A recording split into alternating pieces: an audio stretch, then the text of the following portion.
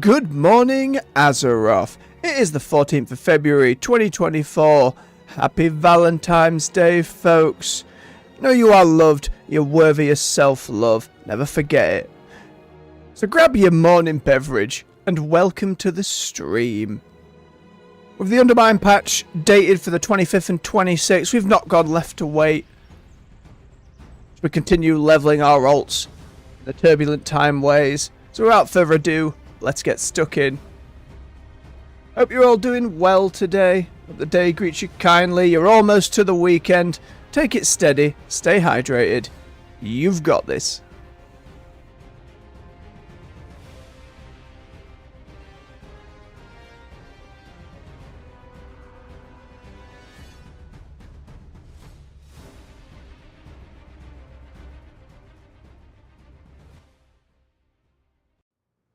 Alright, let's get our character over to Dalaran to grab up the Time Walking Weekly. Get it queued up. Now, I'm just nervously glancing over to OBS because yesterday, some of you may know, for whatever reason there was an audio issue that took my mic off like the default, so the whole time I was streaming, nattering on, as I do, with nobody able to hear me. It's very frustrating when you hit the end of the stream. Especially because we got a few of our characters to level 80 yesterday and then spent a good 10-30 minutes on each of them just doing some transmog. And I'm sat here going, oh, I wonder if this goes with this. That colour's not matching. And just all people are seeing is just me idling around the transmog screen. It's a nightmare. But it's another one of those things that, like, when we first started, I was getting a load of issues where I was forgetting to ensure that the game was capturing the right application. So I think the worst case of it, there was about an hour and a half of a stream that was just black screen the whole time, which is very unfortunate. And since I have like post-it notes about to be like, don't forget to double check, make sure OBS is showing that, you know, going through the motions with it all. It's just another thing to add to the pile, or not else, but we're getting there. I'm hoping when we start integrating Twitch into things as well, doesn't cause too many problems. I'll have to see. It's still a decent sized pile of players outside the vendors. My goods are of the highest quality. We grab that. Good luck, friend. Quickly back to Donegal again. Oh, never mind. Jesus. Also means a lot of the things that I discussed yesterday that I wanted to were, you know, completely left by the wayside. You can't keep. One of which being, with all these old raft dungeons, I'm wondering if in Last Titan we end up seeing a lot of these again. What would make sense lore-wise? What would make sense for the story they're telling? I can only hazard a guess that the Vrykul are going to be involved. We know there's some friendly factions that were in Northrend for us.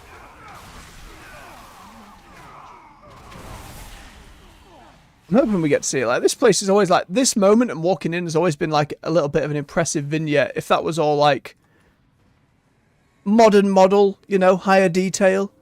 Be some delightful stuff.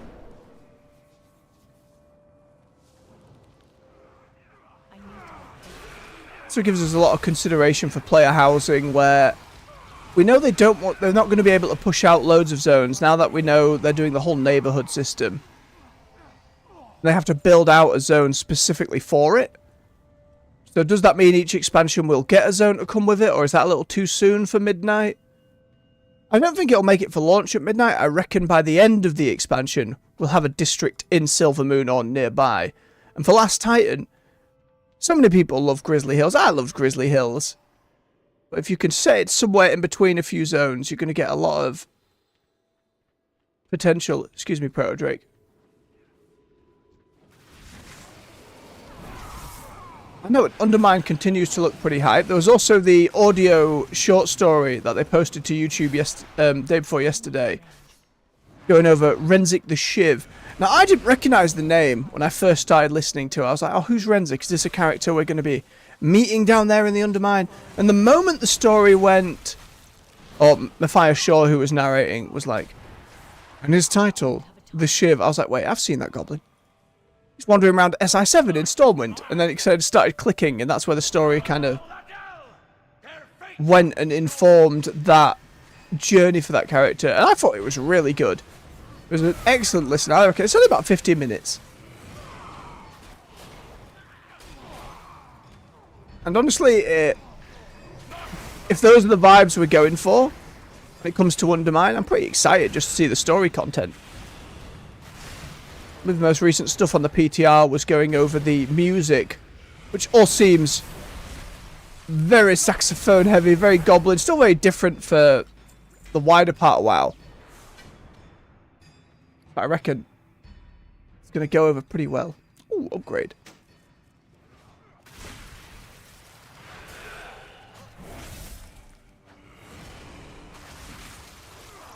Now, in wider gaming news, there was a Sony State of Play that I didn't end up watching, but from what I hear, there was a few new IP announcements, there was some release date stuff, I believe, like Metal Gear Solid 3's remaster got a release date towards the end of April. Monster Hunter got its launch trailer. At the end of that trailer, they showed off a little tease for their first free update, as they did with World and Iceborne. They'll support the game for about a year. Before then, that next expansion comes out, giving the master rank and the higher difficulty monsters and more new stuff, and then another year's of support thereafter. And they might change up the formula a little bit with Wilds, just because of that surge in popularity since World. But for those who don't want to know, skip ahead 60 seconds or so, because I know for Monster Hunter fans, some folks really don't want to know what monsters are in there at all. They want it to be a surprise, they want to be able to fight the things. That's part of the fun. So when somebody shows up and you go, oh my goodness, you're in this game. Excellent. I'm going to make pants out of you. But in this case, it was the Bubble Fox, Mizitsune, which didn't get a chance to show in World. It was in Rise, I believe. It's a very fun design. Ugh! Somebody exploded on me and I don't know what. Fine. It worked out.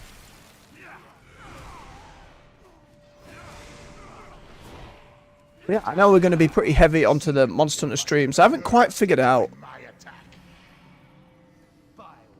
how to tackle the DLC and things. Maybe the odd stream where I jump back in to try and fight the new stuff live for the first time. Some short stuff in between, maybe. It's still going to take a while, nonetheless, to get through.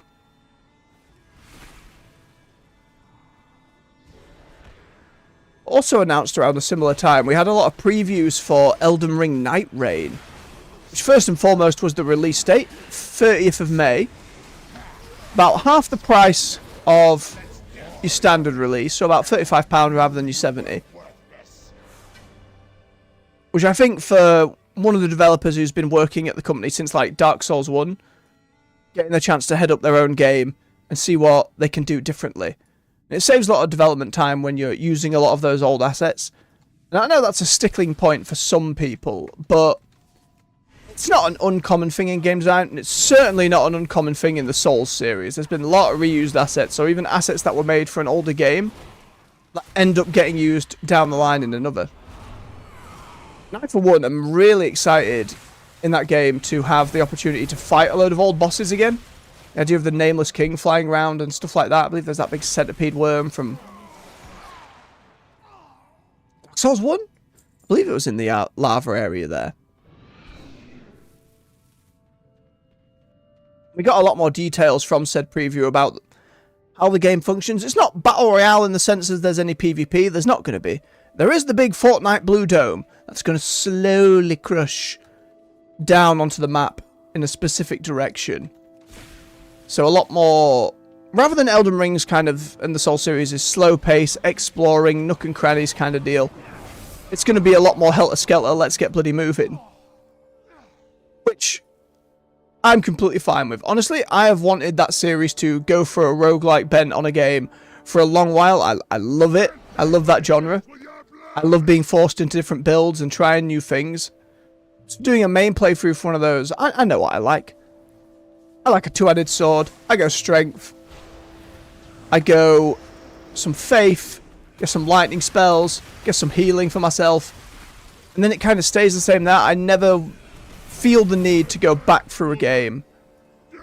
Whether that's an RPG or something like the Souls series, I don't tend to go back. So once I've seen it all once, I struggle to re-engage. But roguelike, that's the whole deal. So being forced to muck about is a joy to me. And since Remnant from the Ashes, we streamed a bit of the second game on the channel, some of the DLC and the boss rush. But that first game had a roguelite mode, and I just put hours and hours into that. I wasn't very good at it, but I really, really enjoyed it. So I'm really excited to see, with FromSoft's resources, what they've put together. I mean, we'll see if, at the end of the day how it turns out. I imagine it'll be a commercial success just on the Elden Ring name alone, but you gotta give it a go if not else. Ding! Lovely stuff. So they showed off 4 classes so far of it. Each class has an active ability, an ultimate ability, and a passive. Hello. Now, Be careful. won't be able to remember the names dead on. First one, I believe, was the Wilder. That's the main one you've seen in the trailer with the like winged helmet, the great sword, the bit of back cape going on. They have like a little hookshot that can pull small enemies to them. They have an ultimate where said hookshot does a gigantic explosion. The ability version also lets you jump to bosses and use it as movement. And their passive is when you take a hit that's going to kill you for the first time in a run, you basically do like an auto dodge and survive and can stick to it. They seem to be more strength and dex based. And while anyone can find loot and pick it up and wield it, the stats are still going to be important. So they're obviously going to do more damage with a two-handed sword than, say, the mage character would. And we're apparently going to be unlocking cosmetics as we go. There's going to be an ongoing progression as well. We're not quite sure on the specifics.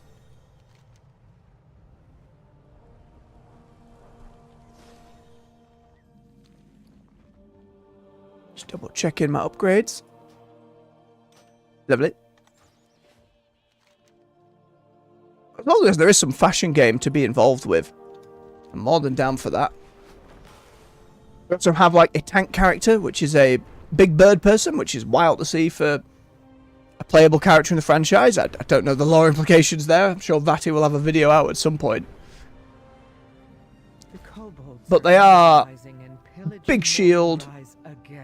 Passive means they can block more, take less damage while blocking, use less stamina while blocking, that whole kind of thing. Main ability is they hit a little whirlwind around them, which knocks little enemies up, staggers bigger enemies. And the ultimate is very fancy. It's this giant take to the air before dive bombing down on the spot. Then apparently if you hold that button, you put like a defensive aura up for a little bit as long as you don't move. Now the other two get pretty interesting. The rogue character not only has the Bloodborne dodge, so you know, it's going to be darting around very quick, but their ability is like this stopwatch, which I find fascinating. If you hit it, it replays the damage you've done to an enemy in the past like a few seconds or so. And then like a ghost version of the enemy appears that suddenly takes that damage, and that can trigger a stagger and all kinds of stuff. So if you get this really big combo, especially if you're playing with teammates, which I'm sure most people will be, looks like you can really output a lot of damage. Not quite sure what a passive is, but the ultimate is a big stealth cloak for both her and nearby party members. I don't believe it's true stealth, but it looks like enemies will just kind of ignore you for a little bit. You can walk up, do your sneak attacks, or cover someone who's down, that kind of thing.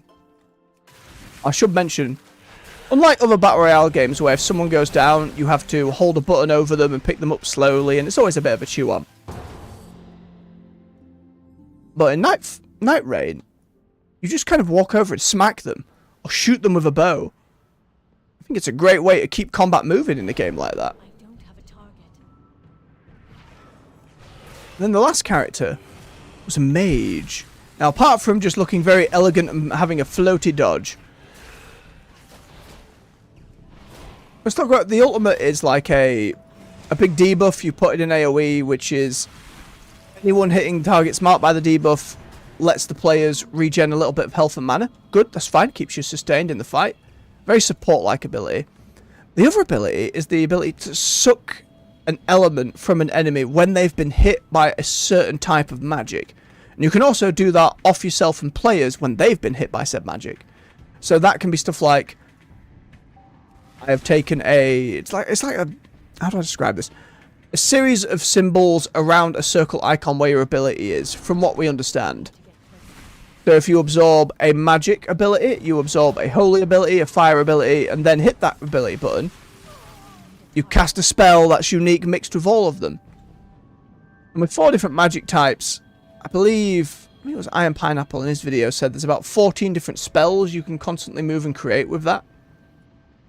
This dungeon is going very quickly, by the way. The tank has just run away.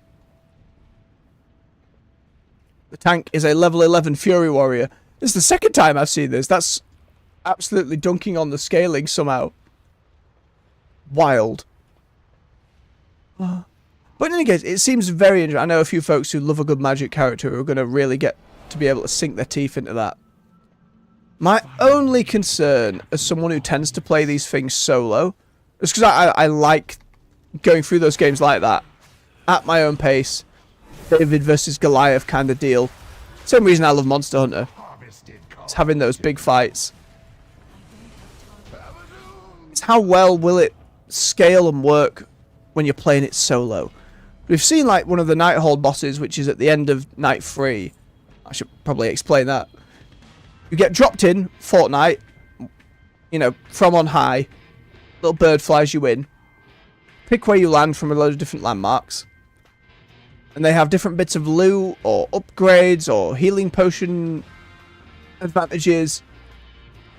Ranging from different items you pick up, to literally create a build, to loads of passive effects. Stuff like you dodge and a lightning bolt hits an enemy, which is pretty great. Or every 30 seconds, those like blue swords will go over the head of your character and shoot out, and that just happens passively.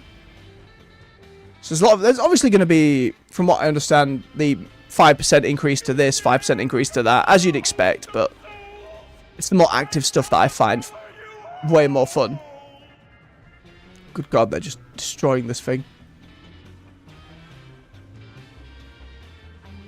But you'll go through and level up as the circle closes, trying to get as much gear and experience as possible.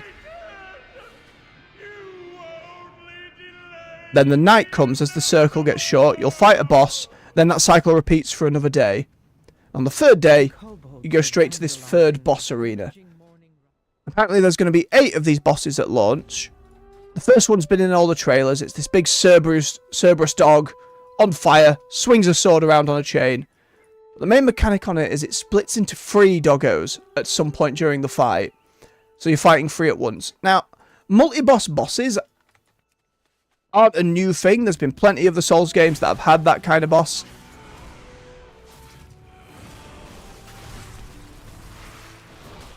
But there's still a slight bit of worry that playing it solo won't just be, oh, this is a little more difficult, and end up being nigh on impossible.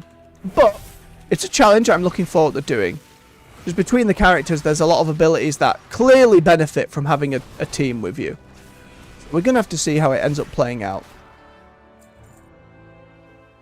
Nonetheless, really excited to get some roguelike going on in that franchise. And it makes me wish that WoW's Torghast had really worked out. Wasn't just limited by the fact that everyone was annoyed they had to go get player power, or repeatedly seeing assets from the Maw over and over and over again, when that was the entire expansion. You were spending so much time in the Maw. People got sick of it.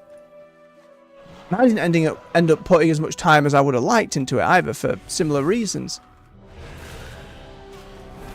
But I'd love to see WoW kind of build that out into its own evergreen mode at some point, just as a way to level.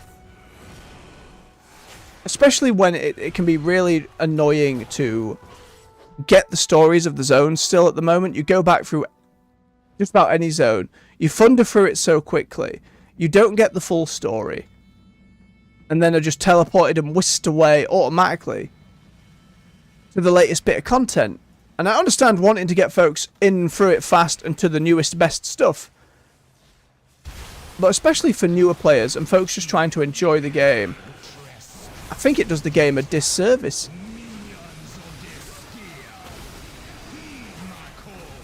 But something that takes all the different zones and areas into account, all the different enemies they've got over the years. I'm not saying it'd be an easy thing to build, but the possibilities for a proper roguelike leveling mode with some maybe transmog mount, etc. rewards for endgame. I don't know, I'd play the living hell out of that. Give me more upgrades, change my abilities in funky ways. Don't worry about it being balanced. It doesn't have to be. Just don't put any player power in there and we're going to be fine type of deal.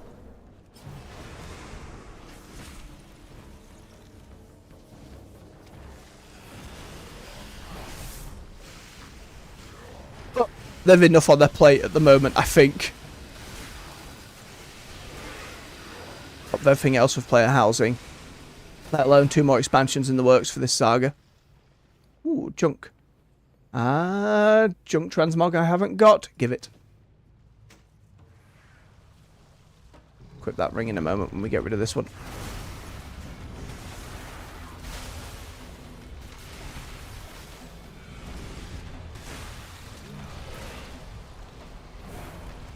Lovely stuff. Too far away.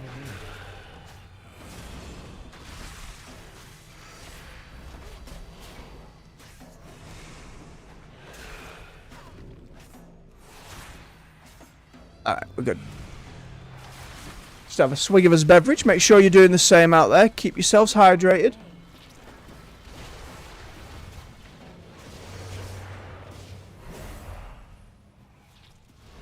Oh, better. Warm tea for once. Keep it on top of it. See how the day goes.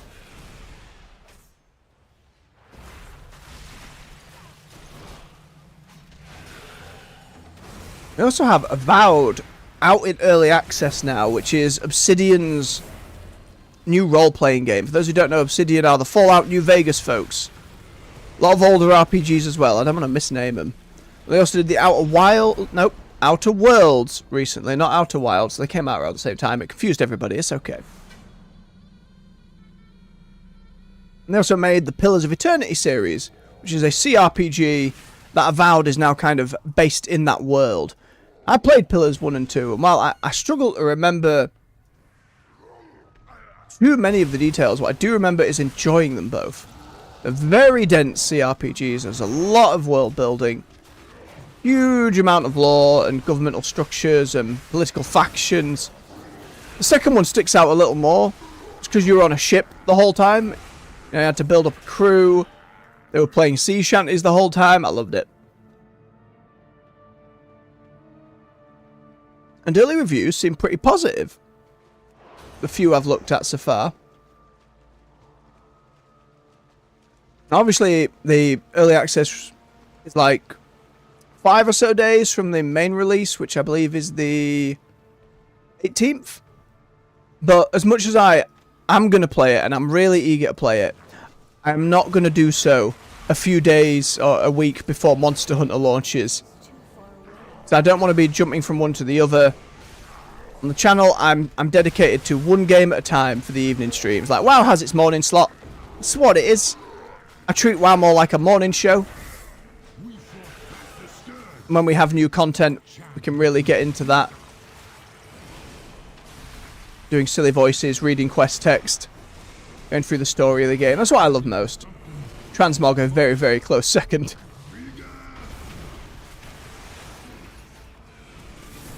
But Avowed I will certainly get to, and I think for an RPG, giving those time to have a few patches, get a few bugs ironed out, because there's always the potential with big RPGs like that.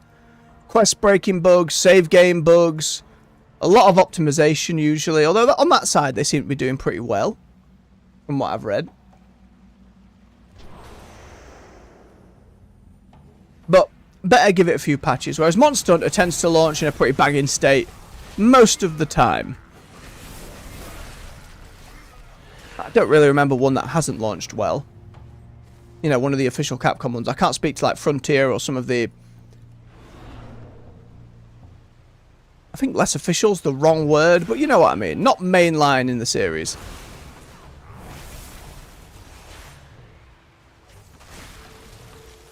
I certainly look forward to getting to it. And Undermine itself is now very, very close. Some official confirmation the other day is indeed 25th in the US, 26th in the EU. Not far away at all. And I was really reticent early on. I did not expect to be in any way excited for goblin stuff. Between them and gnomes, they are not races in WoW that I'm kind of fond of the whole...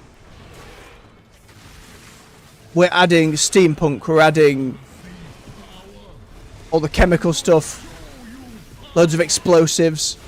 I mean, don't get me wrong, the Goblin Starter Zone and that GTA vibe, I think has always worked really well for them. What? Ding. One more level. But I didn't expect it to win me over as much as all the information. Now, the proof's going to be in the pudding, as it always is. We're going to have to play it. We're going to have to find out. But I am very optimistic. While there's only one elite PvP set I'm going to want this time, hopefully that means enough of the rest of the content will sort us out. We know Delves have had some reworks in terms of how they give out gear. We'll be able to get that higher tier of gear a lot more reliably. Tier 11 Delves will actually be worth doing rather than just once for the achievement. Now they'll have those increased rewards as a guarantee, which will help us get to the double question mark boss all the faster.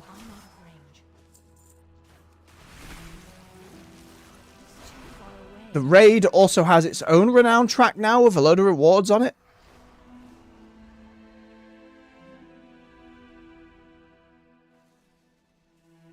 I'm very excited about. It might actually get me to do LFR more. And the story mode's only coming out on the 2nd week, so that's much quicker than last time where it was like the 4th or 5th.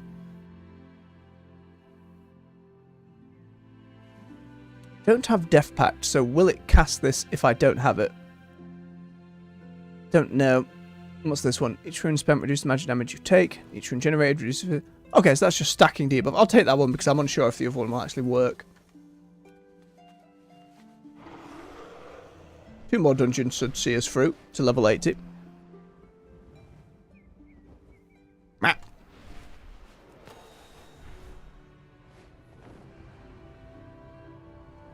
We're going to have to get to grips with the new drive system as well. There'll be a lot more me bouncing into walls than just there. Fallside Outpost needs someone to scale the falls. I think actually while I'm waiting, I need to head to the waterworks and the Ringing Deeps because I'm starting to get low on my pile of scrap. Pretty sure that's one of the more reliable spots we found. My only complaint so far about that next patch is PvP once again seems to be left a little by the wayside. They've said no changes about Blitz, which I really wanted Blitz to be the main way I PvP'd. But after a character and a half trying to get the rating up there and seeing how long it took compared to Solo Shuffle, it wasn't feasible. I wouldn't have those other elite sets. I'd maybe still be on the mage. I'd barely be starting on the druid. Which is just really unfortunate. I love being in Battlegrounds. We've got another incursion. So they need to make a lot of changes. And all they're doing is adding a new arena map. Which, great. You get something new to fight in. But that doesn't shake up PvP in a way that's going to be useful. To either encourage new players in, or really do much for those who are already there. If they're going to be there because that's the main way they play, you know, they're already sold. Don't matter how much or how little you do, as long as they still want to engage with the game. But if you want those queue times to get that, like, it's wild just how awesome these time walking queues have been, even as DPS, getting in so quickly. Whereas PvP stuff, you know, we're waiting anywhere from 15 minutes to 40 minutes. With some of the queues, like the Brawl or just individual battlegrounds, sometimes taking upwards of 2 hours. It's not sustainable to keep people in there. Well, as we said before, I don't know what the solution is there these days. WoW's PvP is pretty complicated. There are so many things to consider for your own. Even if you go and look up a guide, try and get a feel for a rotation, to get a feel for what abilities people are generally using. I have a glance at that, then I muck around with a couple of talents for stuff I prefer. Now with hero specs in the mix, then you've got to get used to all of your buttons. If you're not using hotkeys, as I found out, it tends to be a bit of a nightmare. So I added a few more. That helped. And gearing is actually the least difficult part of playing PvP. It's then understanding all of your capabilities, all of your enemies' capabilities across, what, 14 classes? 3 times as many specs? And because without add-ons, as I tend to play, it's really difficult to keep track of all that stuff. Like, there's no clear indication, for example, when an ally has been, like, sheeped or polymorphed or that kind of thing. It's really difficult to... Uh-oh. I might be in trouble here.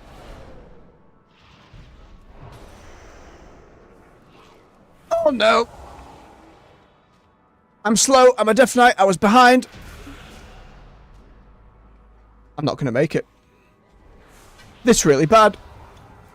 Syndragosa, please save me. I got rooted. No! Sadness. Oh, even worse sadness. And one just left. The other DPS is dead. It's just the tank and healer. Oh no, what a shit show. It's because they all kept running and then all those spider enemies came up to guard the causeway, but the rest of my team were already through. It was already done and sorted.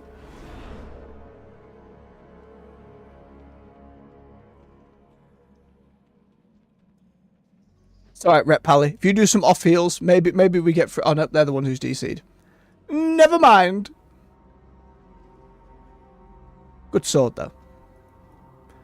Okay, can I drop down behind these without taking enough fall damage to kill me? Not there, I can't. I don't know why I thought anti-magic shell would save me. I'm past him, though. Completely blew off my train of thought. Oh, it's PvP fix. Oh, dear. I don't know. I'd love to see them add more transmog. I'd love to see them add... The Vicious Saddles, for example, I'd love for that to be rewarded sooner, or when you get that first mount, the Skitterer, I'd love for a saddle to be given as well. Because for new players, getting those old PvP mounts is a massive grind that you can only do one bonus of each season. And it's not like I'm saying give them the gladiatorial amounts or the elite armor sets that are no longer available. No, don't need to do that. I understand having some time-limited stuff in a ranked PvP environment. I get it. But just adding more incentives helps. And I'm hoping that with player housing, they can add a lot of PvP specific. You want these fancy bloodied curtains? You want this giant armor rack? You want a statue of your faction or something? Then use as if he's hitting me outside the arena, Anubarak, you scumbag. You underhanded scumbag. Nightmare. What a nightmare. Get me out. Get me away. Maybe you can change your roof to be very gladiatorial and house to be like an arena. Like, these things are going to help a little bit, but they're going to achieve that for every other aspect of the game as well. So I can't see the numbers really shifting unless there's something that everyone looks at and goes, I need this for my house. 100% need this for my house right now, kind of thing.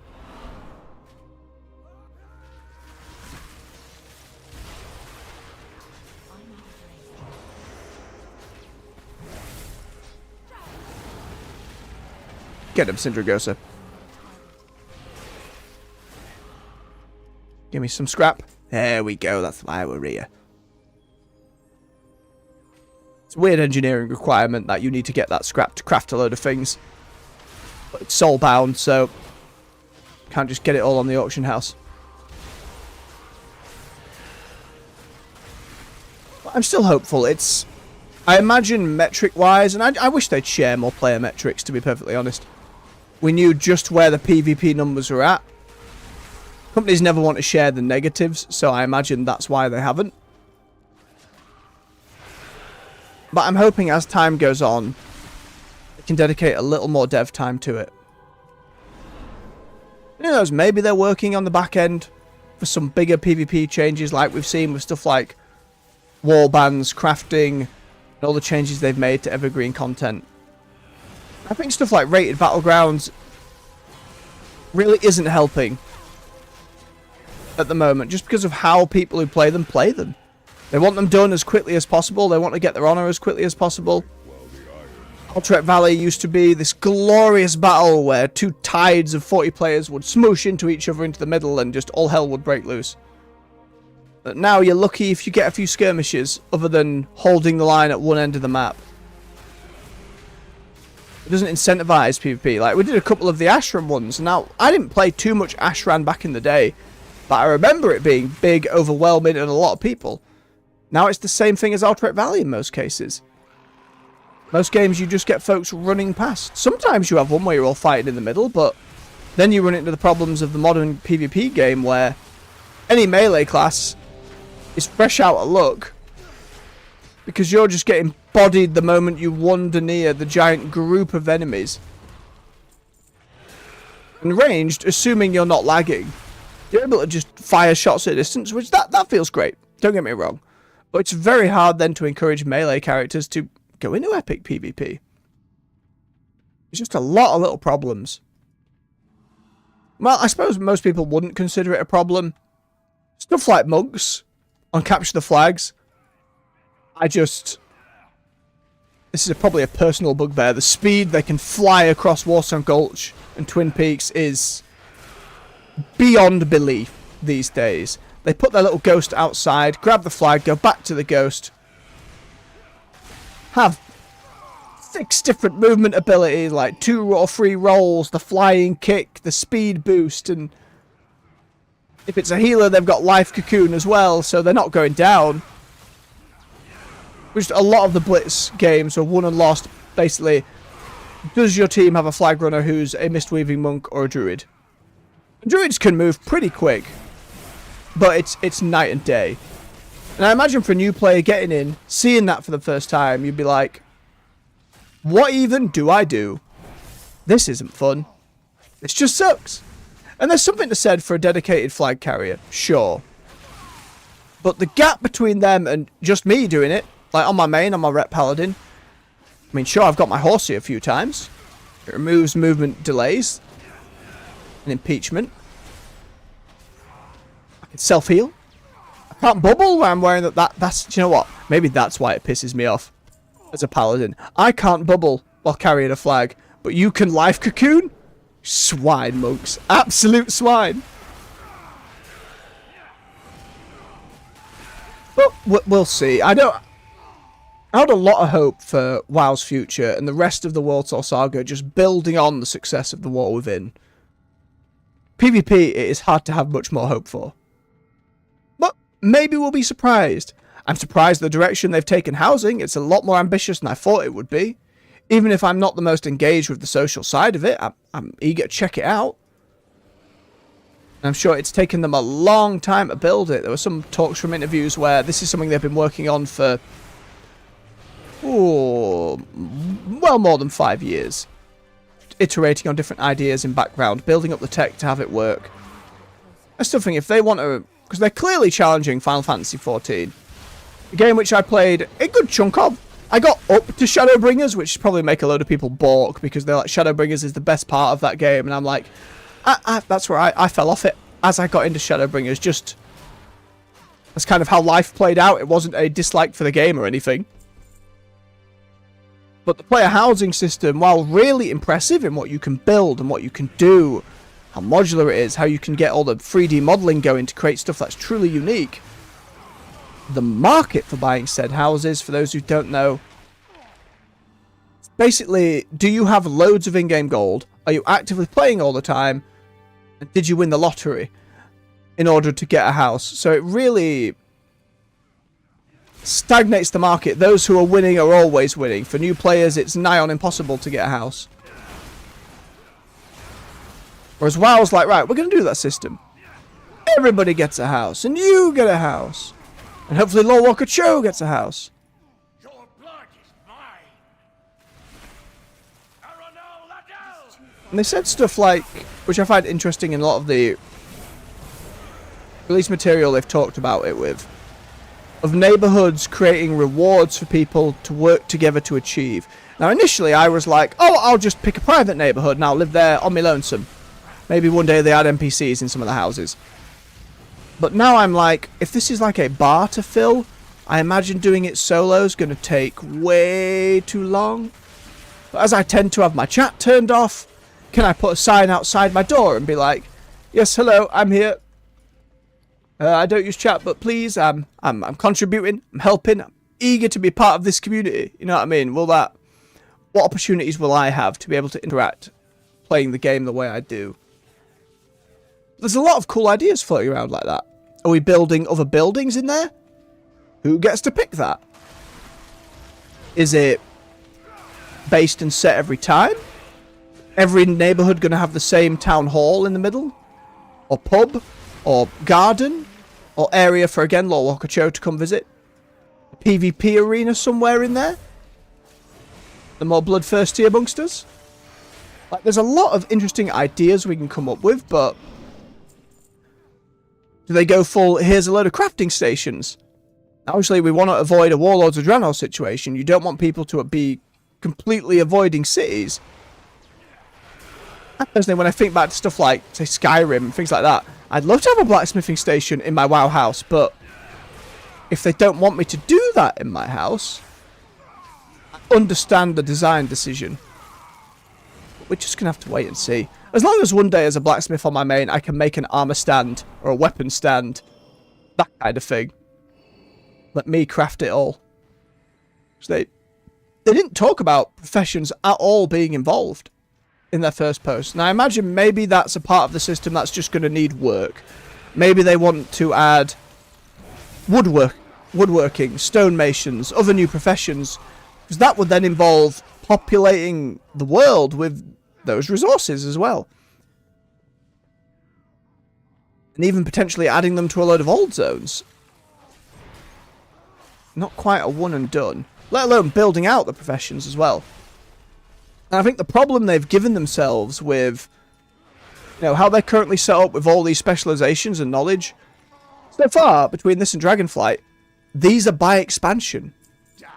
So if you've got someone crafting housing and potentially using old expansion materials, do they just not get put on that system? Like, for as many of the things as they're making evergreen, that part of profession, obviously you want new profession recipes and new things to do each expansion. But at what point does it become a little too much? Even on, for me, jumping between characters, trying to level up professions, even just a little bit, and doing the weekly profession quests on the reset. They're not going up quickly. They're certainly not cheap either.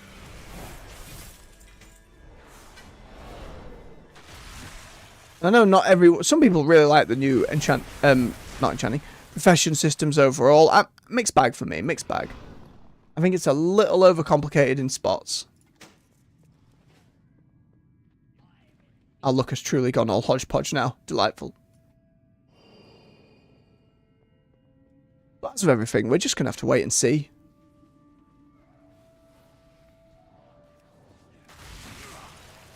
Let's have a swig of his beverage while things are a little chiller.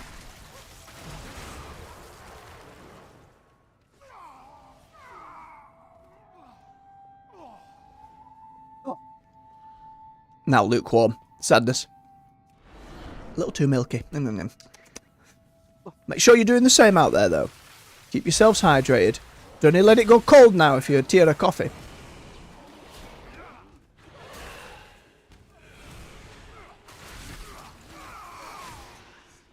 Nearly there.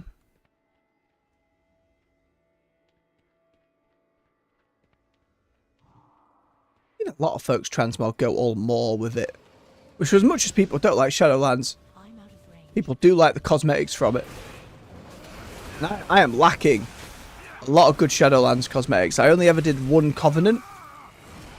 I think I started one on another alt, but especially since it stopped working properly, I don't know if it's even been fixed yet.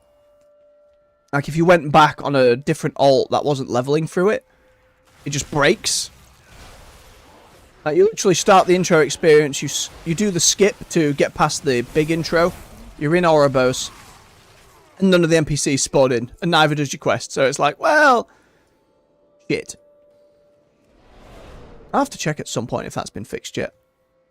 What I'd really like for Shadowlands, to be perfectly honest, is a remix like Pandaria Remix or the assumed Legion Remix that we'll be getting at the end of this year. Which the Legion one's going to be great because it'll let me get, I assume, a load of the weapon transmogs that I missed. A load of the Legion artifacts that I never got to.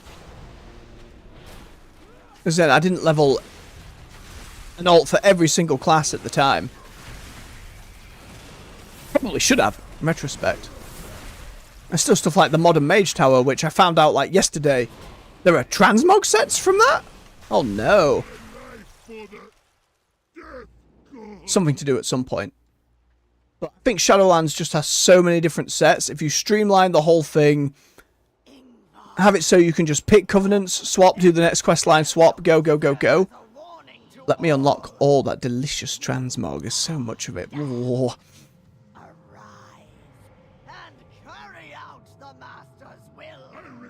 Put a load of it in Torghast. As I was saying earlier, love an excuse to play decent roguelike content. If Torghast is just like, here, get a whole bunch of transmogs all day, every day. Like, alright, I know what we're doing for the next month. 3 hours of Torghast every morning. Probably wouldn't be that to that extent, but you get what I mean. I'd be happy to see it. Goodbye, Ingvar. Ding! Lelete.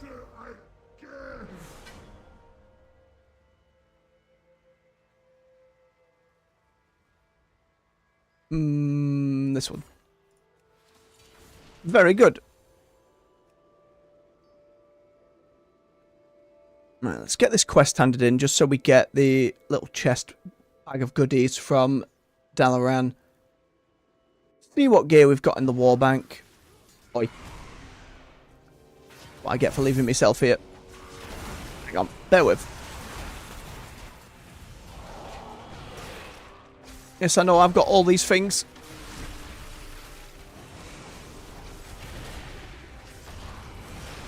Beautiful. Bit more scrap.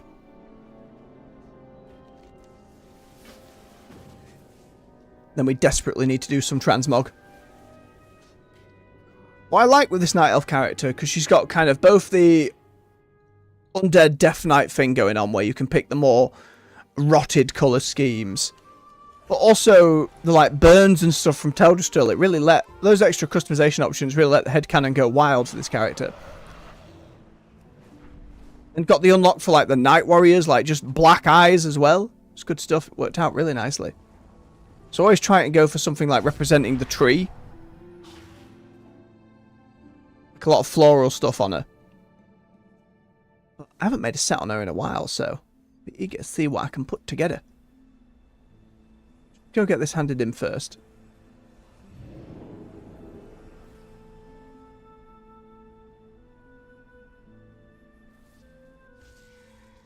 Keep saying it. I don't know what Bolvar's going to do in Last Titan. Is he going to come over and take over the Scourge that are running rampant?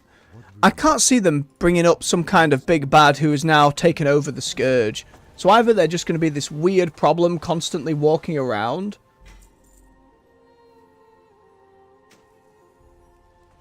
or it's something where maybe Ice Crown becomes the hub of the Last Titan. Dalaran isn't there anymore. Maybe we go in, the intro quest is right, we're going to clear out Ice Crown of the remaining undead. We're going to clean it up. The Ebon Blade's going to take it as home base. Bolvar's going to maybe not sit on the throne, but, you know, be his house. Where is Donegal? Nope, that's Oribos. God damn it, you'd think I'd remember where all the portals are right now.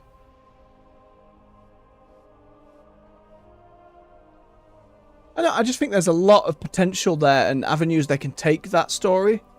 In the last time, we know we're likely to see Sargeras. We're likely to see Illidan come back. Which, great excuse for Illidan to teach everybody else in the other races how to be demon hunters. Seems like a no-brainer to me.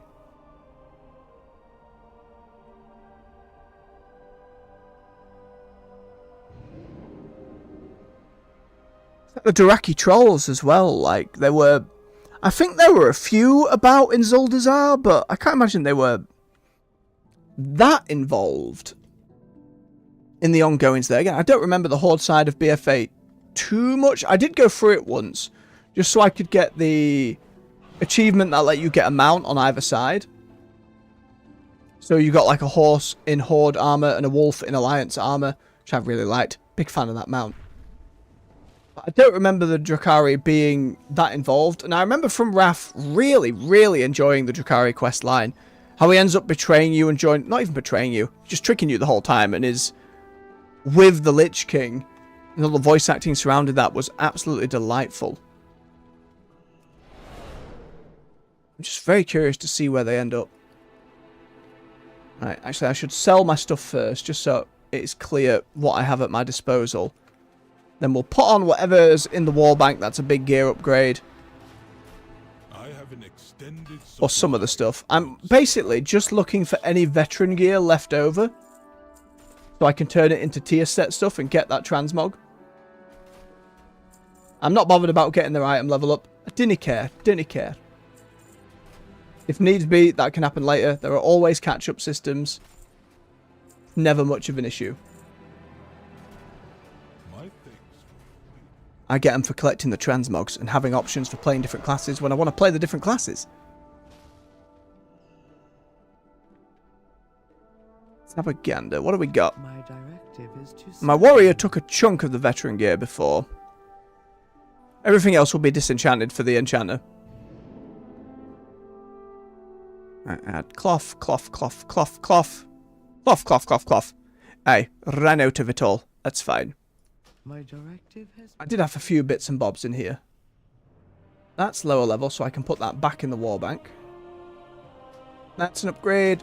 I just put a few bits on my character. Ages ago. When the war bank got too full, it was like, right, let's share all the gear about to all the different characters. Oh, an axe I made myself. That's going back in the bank too. I have an extended supply of goods for Outlanders. In there. Like that in there. Just could be sold. You can grab that wand appearance. Alright, no veteran gear, so we cannot unlock some of the transmogs, but again, that's somewhat down the line. The catalyst here, that little button down there, same as in Dragonflight, as the patches roll on, the prior patches upgrade for certain levels of epic gear to go into the tier gear becomes 0. There isn't a currency building up in the background anymore, you just get access to it.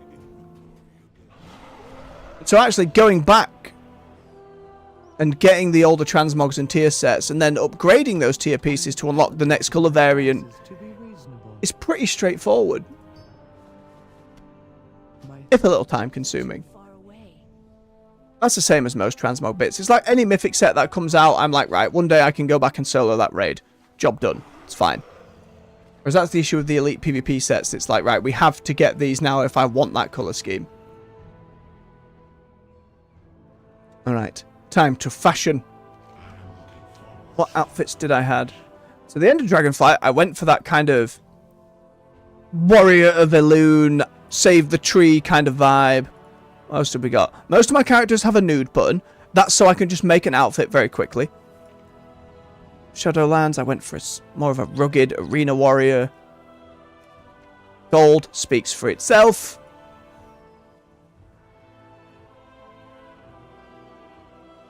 Hello, Trevor in the chat.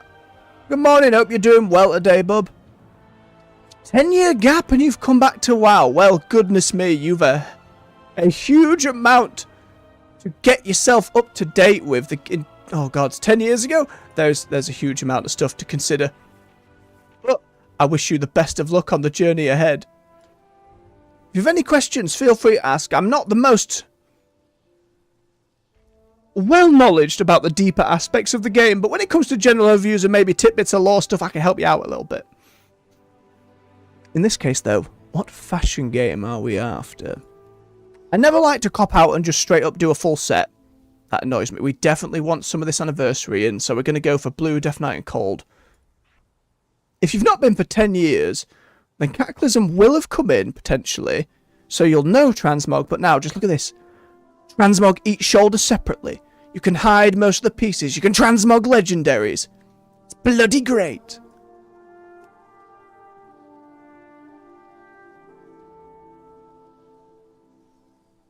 I think the contrast here between a loon piece and giant Death Knight shoulder pad is maybe a little much.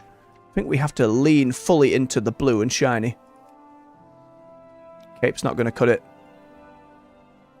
That blue is a little too different. Not going to go. There is that. There's a big flamey one from Cataclysm. Trying to work in the heritage set's always a decent idea. It's not. The blue coming out the bottom is alright. It's not ideal though, is it? It's not ideal. Similar flame. No worries, Trevor. Again, it's a lot to get in. Not to mention WoW has like... You can play retail, you can play classic, you can play season of discovery classic, which is a few remixed elements where there's new abilities and stuff and all kinds of things. I never really looked too deep into it, but people seem very excited about it. And then there's hardcore on the classic side. If you really want to go ham, people have really been enjoying the game that way.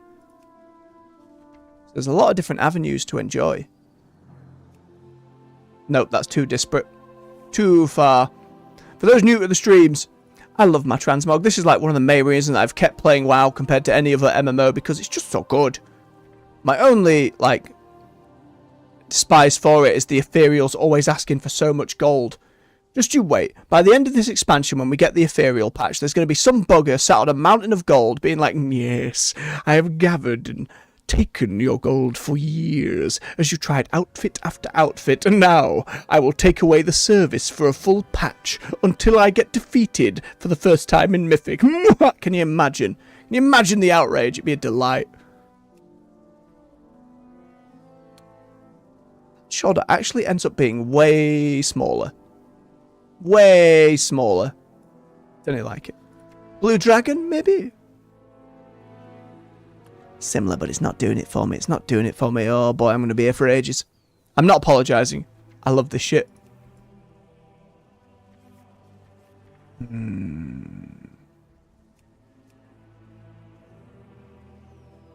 I think I need to see what else I'm putting on first.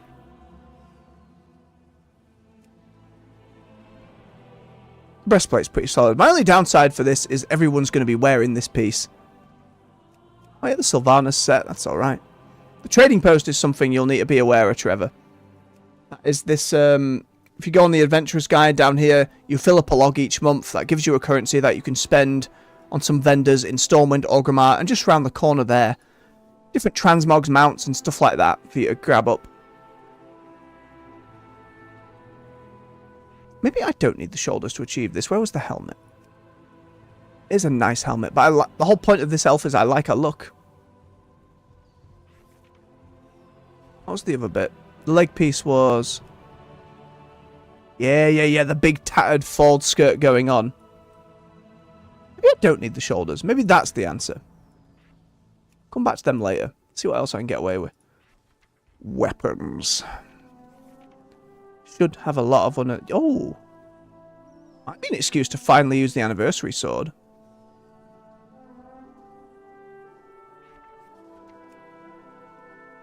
It certainly worked for a Frost Death Knight.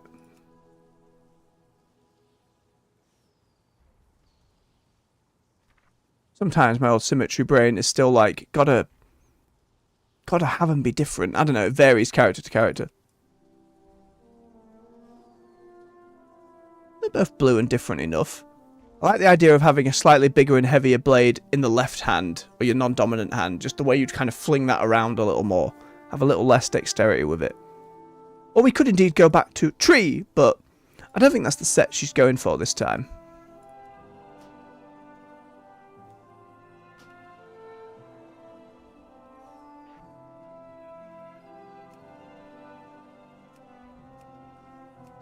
Too spiky. Oh, you get a bit of the blue going in there. I can make it like accents. Too shiny. Oh, that would work if we didn't have clipping, goddammit. It just spiking through the back there. Nah, it still needs to be plate. I really like the Emerald Dream set from Dragonflight. I think that's working really well with it. Just highlighting the blues. Almost kind of doesn't need the shoulder pad. And the hair doesn't clip through this back piece on a Night Elf too badly. It's pretty solid.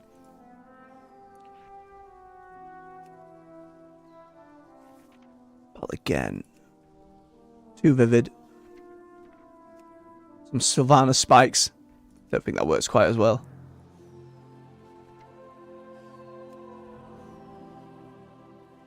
Looks pretty nice. And that is from the Heritage set. We get that to match, potentially. I like a little bit of that dangly bit, though. Adds that little... Not quite a corset, but you know what I mean. Just wrapping around the hips. Oh, my character doesn't have a shirt or a tabard equipped, so I can't actually make use of them. That's fine. Scourge representation. The old Warcraft 3 back piece. I think it gives an interesting silhouette. I just don't know if I want to be staring at it the whole time. That would be alright if it wasn't stabbing her ass. This cloak might be ideal just because they've made it to link with the other one, but let me have a gander about. Chicken! I've always got a look. One day I will find a transmog to work with like a very, I don't know, make farmer set, something like that. It goes with the other furs, but it's a little too vivid. I kind of like the contrast on this one and making it feathery. I think the other sword's kind of overdoing it a little bit. That one works a lot better. Okay. Wrists are always one of those where, depending on what thing you've got, you're never going to see them. So it doesn't really matter. They have started adding stuff like clocks and watches. But when you're wearing big gauntlets, you're never going to see it. Now to consider shoulder pads. Don't think it's doing it. I don't think with the cape we've got, we need a throw over.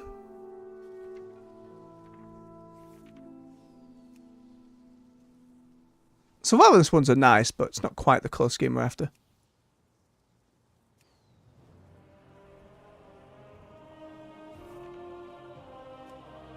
I didn't have the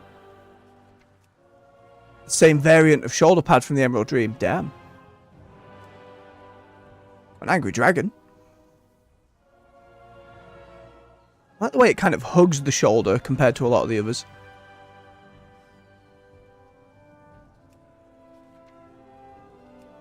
See, this is the hard bit now, trying to tie it all together.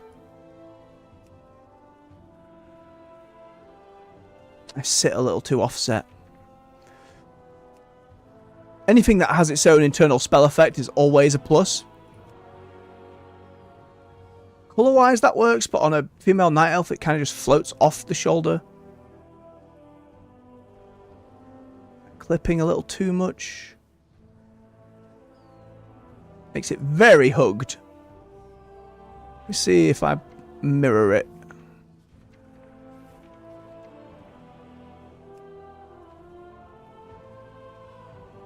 It's not bad. It's not bad.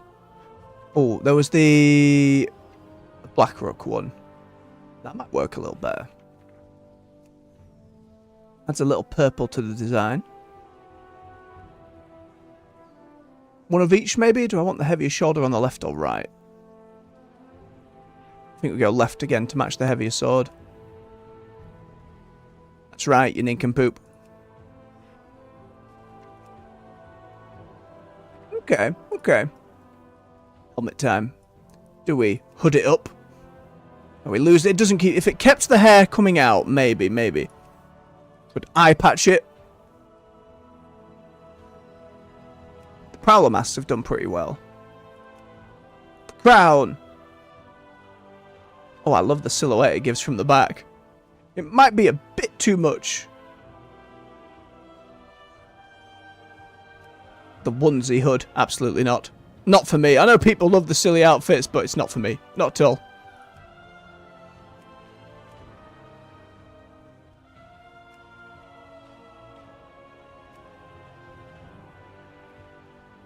A little bit of a wraparound. Just adds that little bit of colour on one side. It keeps the flowers in place. No mushroom cap. I do not think so. Oh, could always go for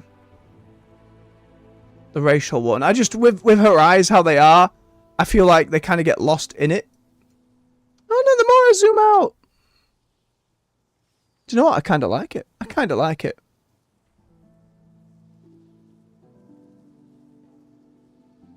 Not perfect with the colours, but I think it's working. Any weapon enchants. I don't think you need it for Death Knight, because you're eventually going to Runeforge your weapons anyway.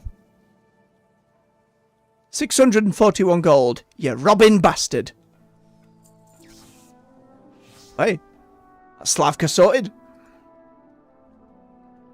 Where the feathers on the cape kind of flop about. The claws at the back don't catch on it at all. Yeah, I think we're good. Lovely. Alright. I think now I'm just going to take a quick bio break before we jump onto our next character. Let me just tippity-type that into the chat for any folks who come in. Tappity, tappity, tap, tap. There we go. Alright folks, stretch your legs, refill your beverage. I'll be back with you in just a few minutes. See you soon.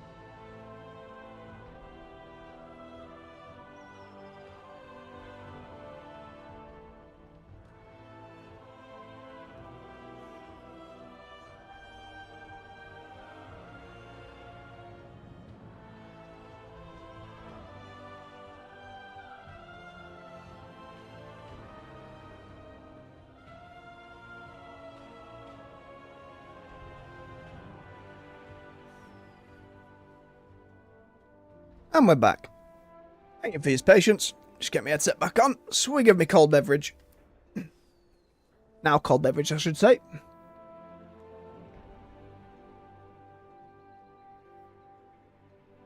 It'll do. Right. Pardon me. To the next one. Oh yeah, the more I look at it, the more I'm like, yes, very good. That's worked out very well. We have the Hunter.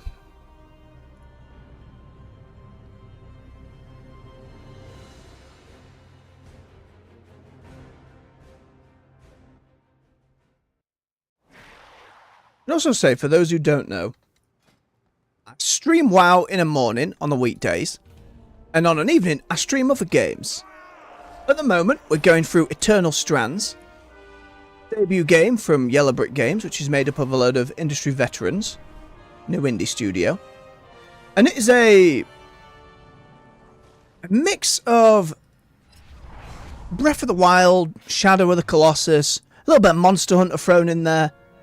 I've really been enjoying it. We hit a big point yesterday of big story reveals, betrayal, tragedy, and getting a weapon fully leveled up, which changed its appearance and gave it new moves, which I wasn't expecting at all. The game didn't tell me, so when I realised what was happening, I was overjoyed.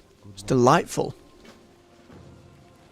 But it's a lot of climbing around on the ankles and whatnot of big monsters. Again, Shadow of the Colossus or maybe Dragon's Dogma if you've played that more recently.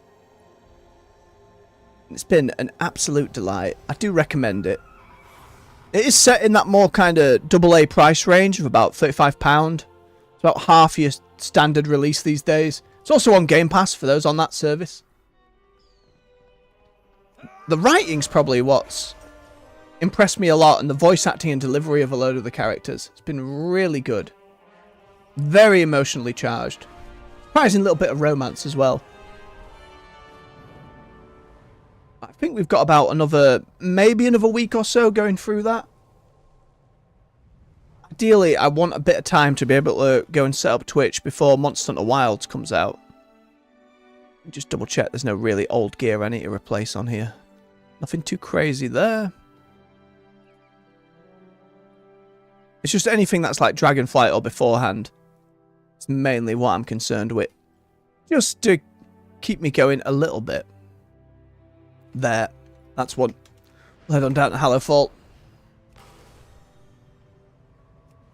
The reason, by the way, we're leveling in this Turbulent Timeways event is this little buff here. That increases the XP by 30% once we've got it stacked up. In time walking dungeons, because my goodness.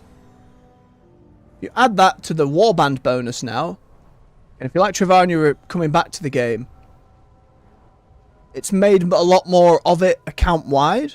You'll see that on the main login screen where you've got 4 characters kind of nestled together in a little camp. They're adding more of those in Undermine, more camp screens, and the ability to create multiple ones for all your different characters if you want them sat around all together. It's lovely stuff.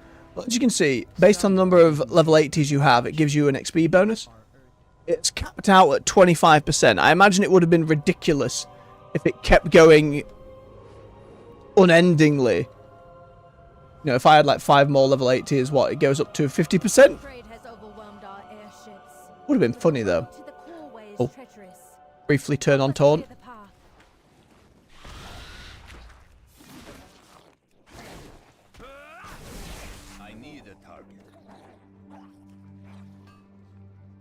With a little bit of mining. Got to keep those resources going. Still unclear if in Undermine there is actually going to be mining resources together. I hope so. Because otherwise my stores are going to get pretty low.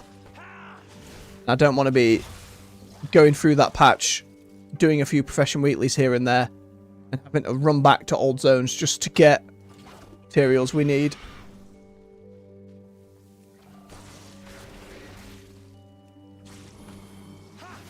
I need to put this on active just until we get into a dungeon. It's just remembering to turn it off again. I'm going to go down. Oh no. Why? Poison over time. What is happening? Playing like garbage. Half asleep. Gear isn't that bad. Oh no, I don't have a way to cleanse poisons, do I? No, I can remove effects from an enemy. Horrendous. Horrendous. You can laugh it up now. It's okay.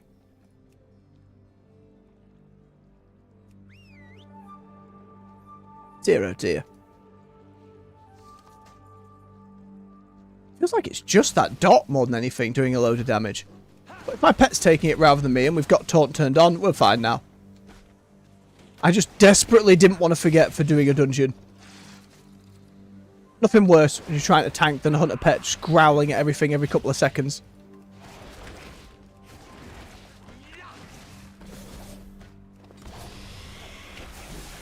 Although, to be fair, if you've been watching this channel for a wee bit, you know not to expect the most stellar of gameplay. I tried. We've done some stuff like take down the tougher Zekfia boss in Delves. And again, even getting to the elite stuff in PvP wasn't the... my pet didn't even take the edge off that. Sweet Jesus. Luckily, we got straight into a dungeon. What's still Dragonflight that's holding me back? Belt, boots, both trinkets, wrist, chest piece. Okay, so I am pretty undergeared, which is not helping. Oh, I do not have a pet and therefore cannot hit that enemy. Growler's turned off. Good, good, good, good. I've always really enjoyed when Hunter's got an official melee spec. Makes me very happy.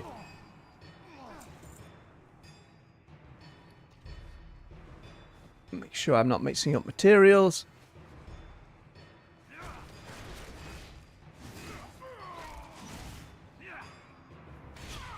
If sometimes I'm just hitting them with a stick.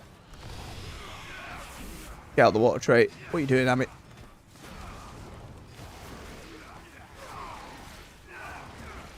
And I know I've said it plenty of times before, but whenever I go to the stable on my hunter, on the rare times I do, and seeing you have 4 of 205 pets, I wish it gave me a list of all of the pets so I knew what the collection game would be, because that's a whole other video game in and of itself for hunters, and I love that for them. I think there are going to be some changes to stable in Undermine. We'll find out in a week or two's time. So we're going to be whole hog on the story for Undermine, first and foremost. Hoping it lasts us a good bit. Then we'll have a lot of systems to continually dig over. And then whatever point patch they do between... They have managed to hit their 8-week content cadence. If you take Christmas holidays into account, they have kept up to it very consistently. We're a long ways from the era of maybe 4 to 8 months without any content at all. And it's a delight to see for the game.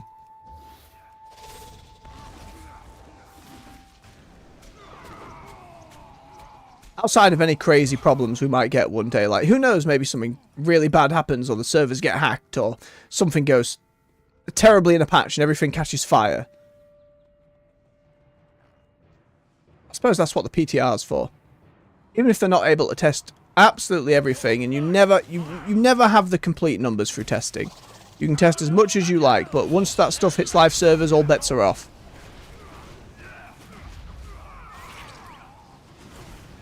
Just as the nature of game development. No skeletons. Oh no. Gonna leave me stuck in here, aren't they? You swine. Thank you.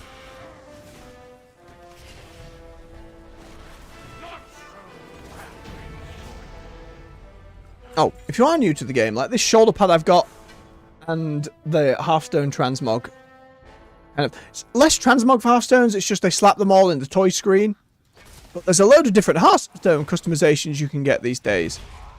And for this Draenei one specifically, it's what as a heritage quest, which all of the original races have, up through to Goblins and Worgen in Cataclysm. And then allied races have one that isn't really a quest line, it's more you go there, And you just get given a set of gear, usually. And that's just for leveling a character up to about level 50, I think, these days.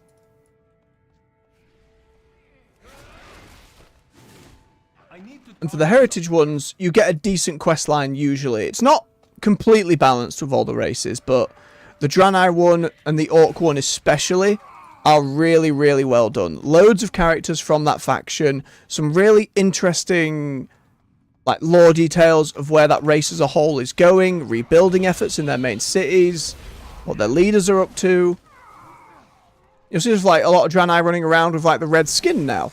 There's been a load of customization options added, and quite a few of them are little mini quests all over the place. Like high elves, well, not high elves, void elves, blood elves can now have like the Dark Ranger customization. Same for night elves as well. I think that's doing the Forsaken quest line. It came out around Dragonflight, I believe. There's a load of little stuff like that hidden about. It does require a bit of research, as the in-game transmog screen doesn't always do the best job of telling you where things are. It's a bit of a mixed bag. I wish there was just a few more details. I know there's a few mods that, I think it's called Wardrobe or something, but does really well for giving you more of those details. But there's an awful lot to go and collect these days, especially when you're looking for personalizing your character.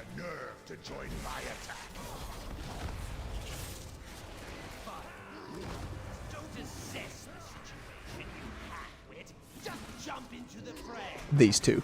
So very silly.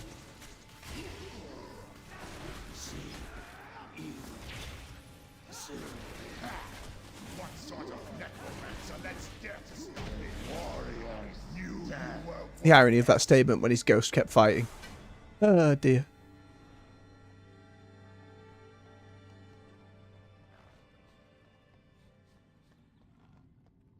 Ooh.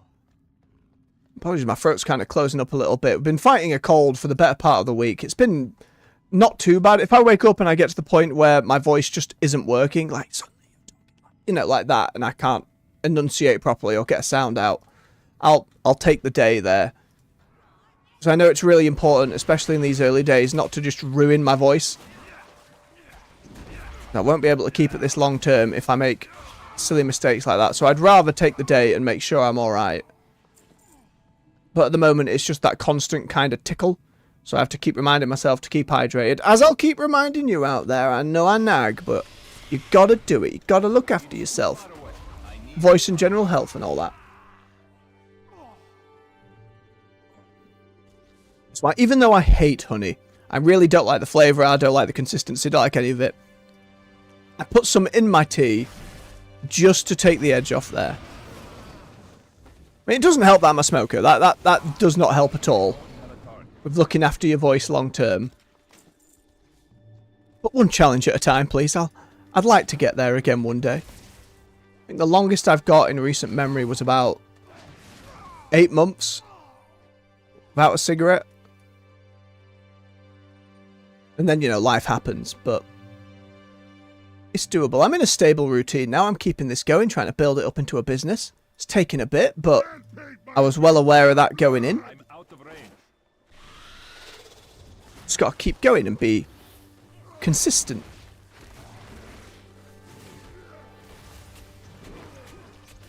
Stab, stab, stab. But it does mean that some days I start getting conscious about the state of my voice and being like, right, let's not overdo it. So yeah, I think we'll do these 5 dungeons on the Hunter, and then I may call it for the morning. It's also in the evenings I've been trying to stream a little longer. Like, if I've managed to get what I need to get done in the house, rather than constantly aiming for 6 in the evening every time, now it's like, right, am I ready a few hours beforehand? Can I get some food before? Do I have time to sort myself out? So I've been starting closer to 4 or 5. Until yesterday was about 5:30, just because it was a busier day.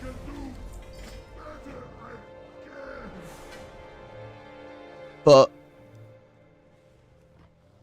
helps give me more time to actually, you know, play the games I want to be playing.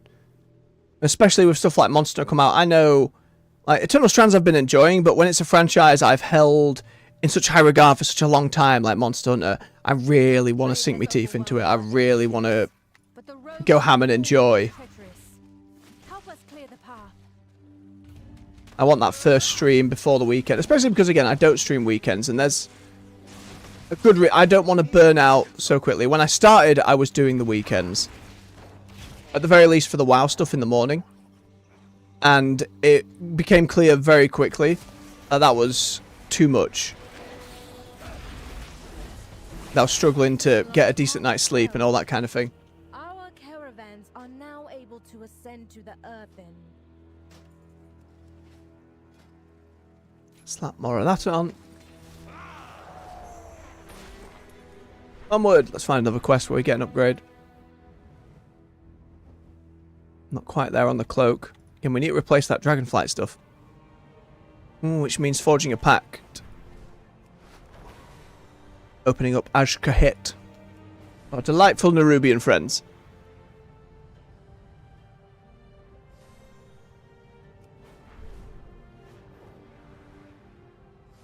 Get ourselves over there.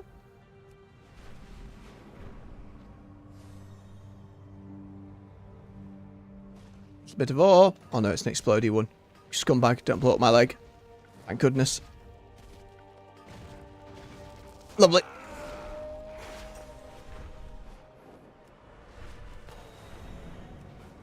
Our airship engineers are running dangerously low. I still leave it open to, if I'm feeling up to it on the weekend, and especially if I can't keep my hands off a game, I will stream. I'm not just gonna not stream a new game. I think for something like Monster Hunter, maybe it gets to the point we're hitting that end game and I've got loads of stuff I need to grind and kill the same thing over and over and over again. A lot of old friends want to play. Maybe then I take like an evening doing nothing new and just farming. Maybe that kind of thing. But it's still up in the air at the moment and we'll just have to see how it plays out.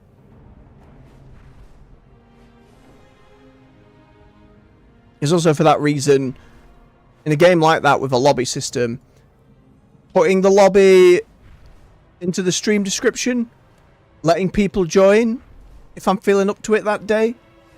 Won't have voice chat on or anything like that, but letting people come in and muck about and join the fight, I think would be enjoyable from time to time. Again, that first stream's probably going to be a longer one because it is on the Friday as well. And there'll be a lot of tutorial. I've no doubts there will be a lot of tutorial going on. And learning this new monster game. I have played the betas a little bit that have come out. Maybe I'll have another peek this weekend just to really see some of the newer things in combat. Like for the Greatsword, there's something where if you block at a specific time, maybe in the focus mode that they introduced, you kind of do a big power clash with a monster where you have to hammer the button and like hold the giant sword in its jaws or against its arm. Really cool. Really bloody cool system. Very cinematic. But I haven't quite figured how to trigger it reliably yet. Sell that guff.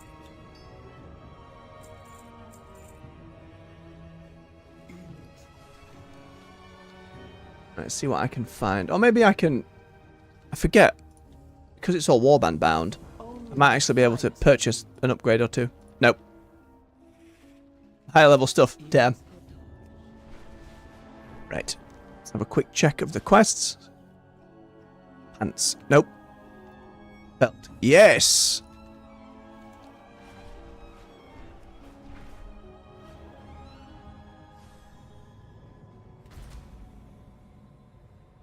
I think one of the main things from Monster Hunter World that they added that made me overjoy it was when they added their own transmog system, which they called layered armor. And again, having wows from... So, I'd say Cataclysm was when transmog came in. I'm 99% sure it was Cataclysm. It's kind of spoilt before it in other games. When games don't have one that's just intuitive and works, I'm like, yay, I just want to pick how I look. And don't get me wrong, you can still have a good crafting system and customization. It's just that capabilities. Like, I get why a game like Elden Ring and the Soul series doesn't do it for PvP reasons. I think if you've got it set offline, maybe it lets you pick a bit of armor. Maybe while you're being invaded, it turns off any transmog or whatnot. That'd be a whole system they have to bear in mind, but... Where am I looking? Oh, they're up there. I see, I'm with you, game. Got confuddled. Might be because they're all dead. There we are. I need to get closer. Close enough, it's fine. It's too far Don't away. stand in them. Then stab it.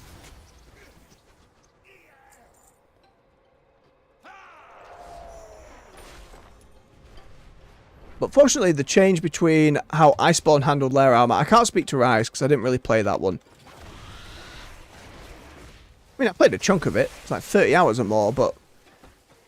It's not a lot in the grander scheme of Monster Hunter games. But in Iceborne, at least, they added it much later on. Apart from some pre-order bonus stuff.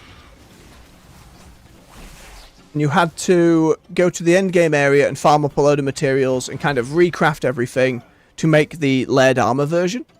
Basically to unlock that transmog. Whereas now, in Wilds, from what they've said, once you hit high rank, which is that next step up in difficulty of the game,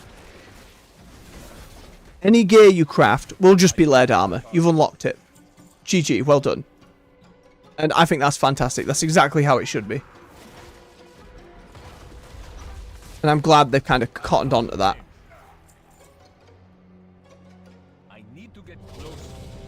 Hey, there's number 2. That's my only concern, I guess, about Monster Hunter Wilds, is how will the end game function? So obviously they don't have master ranking yet. That's going to be coming with the next expansion release a year later. Unless something very different happens, but I highly doubt it. That's how Monster Hunter's been the whole time.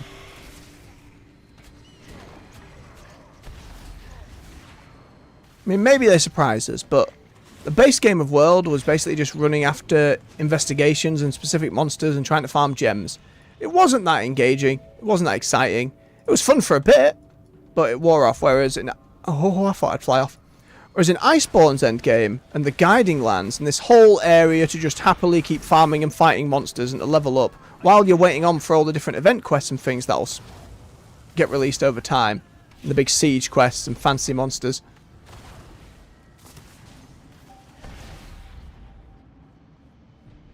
It's going to very much depend what they've got set up for the base game. I just hope it's had more consideration than the investigations were for the base game of World.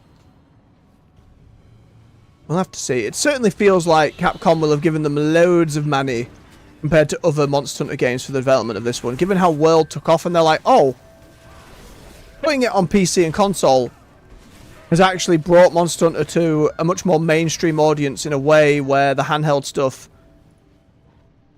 could never compete with. At least in the West. You know, it's a lot bigger in Asian countries, but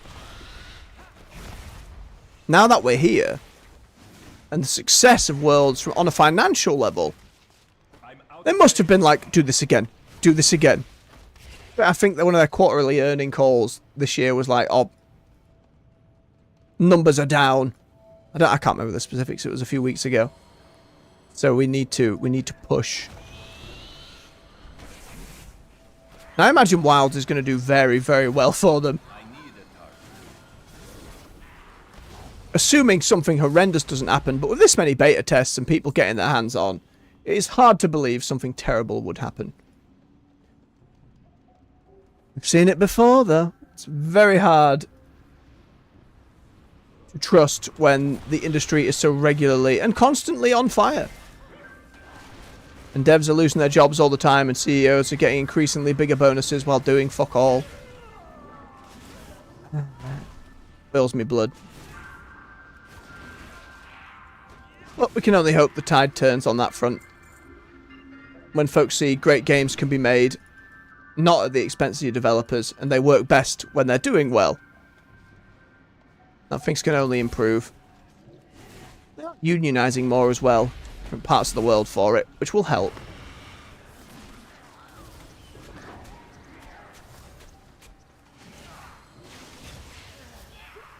I just want good games and the people who make them to be happy because, you know, then they're going to keep making more. And we're going to keep getting better and better games.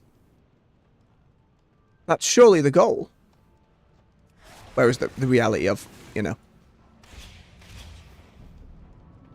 capitalism and all that. Money, line go up more, etc, etc. I don't mean to get into this rant. I tend to get into this rant quite a lot. I don't know, maybe it just really pisses me off, but...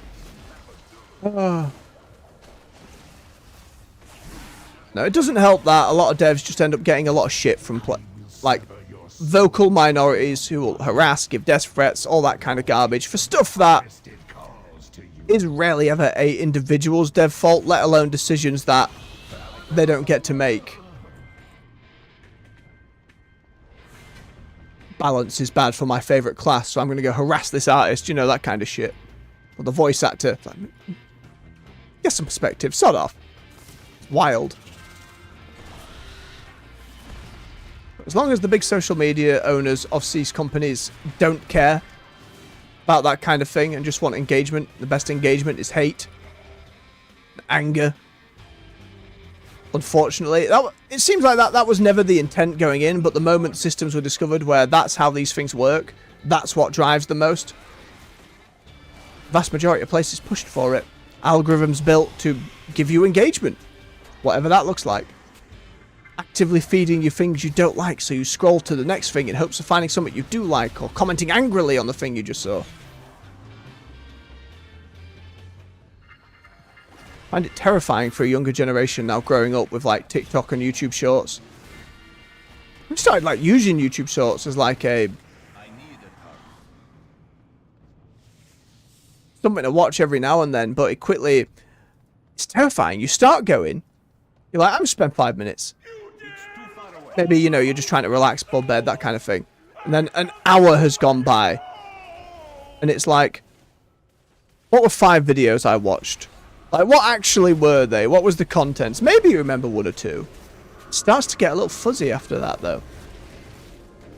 It's terrifying that a generation is coming up with that as a baseline. And what that might mean.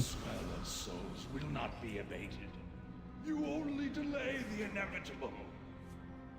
No, we don't. Devourer of Souls, we're fine. Still, you've got to try and hope for the best. Otherwise, we'll doom and gloom all day long and spiral into it. And I don't mean to be completely negative, you know. I encourage people. So if you are find yourself doom scrolling, got to take those active steps to be like, right, take a breath, stop, turn it off. What was I doing? Let's make that cup of tea, you know?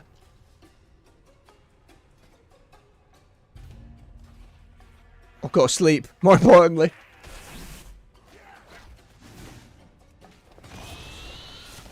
I can't say too much. Like, for a small channel like mine as well, the shorts have been more than 85% looking at the analytics of how my channel's growing. I get the most views on the shorts. I get the most subscribers from the shorts. Like, they have become really, really important. So there was a channel, I think, called Monster Hunter Productions that does a load of, like, Monster Hunter animations and other game animations. And they were talking a few days ago about how shorts have kind of been killing their channel. Stuff does well for a really short amount of time, and then YouTube just buries it. And I think shorts are the reason for that. And saying they can't work on the anime. It takes them, you know, 3 weeks to make that animation. They put the video out, and then it's dead within 8 hours and doesn't gain any more money. Worrying for someone who's trying to start their career here. Even if, like, animation and kind of just streaming games I'm doing are very different beasts. It's certainly a concern. It just feels bad to see folks who've been around for so long getting absolutely shafted like that. Hard to adapt. Or even know how to adapt. On my end, we're just going to keep going. We're going to keep trying. What? Ding. What have we got here? Whenever a sentinel deals damage, reduce the cooldown of coordinated assault. Which one was coordinated assault? Was that one of these? Oh no. Not playing a class enough to know. Do I have coordinated assault? I don't, so we don't want that one. They both require coordinated assault. But... okay, I need to redo some talents then. Sorry, microphone, I just beeped you right on the snoz. There you go, that should be fine. I've not really been using Spearhead that much, so let's swap it with that. 2 points isn't going to cut it either.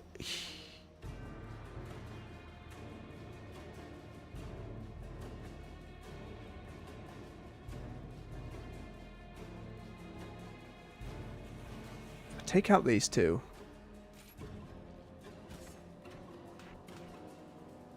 Then what are these?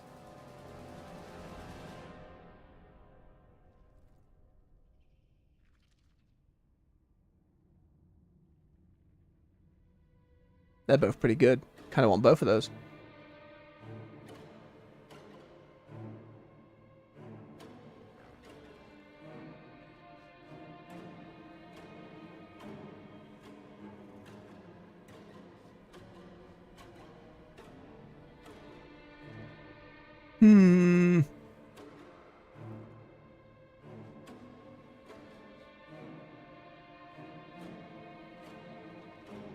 What to move? What to move?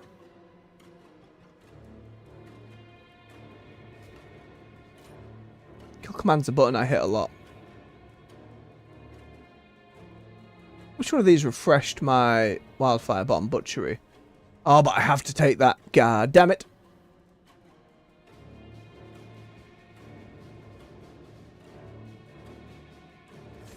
Knock the cooldown of it down.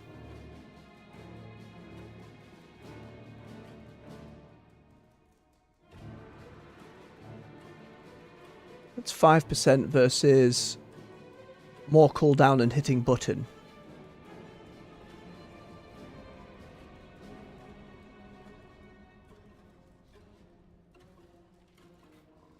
I'll take that out either. God damn it. It's just the kill command one then. That seems more useful than 10% on that.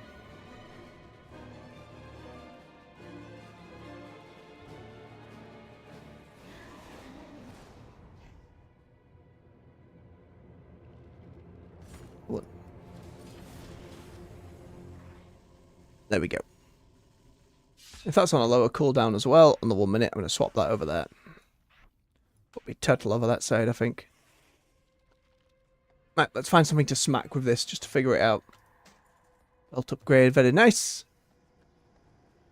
Somebody to smack. Spiders? Bloody ghost town.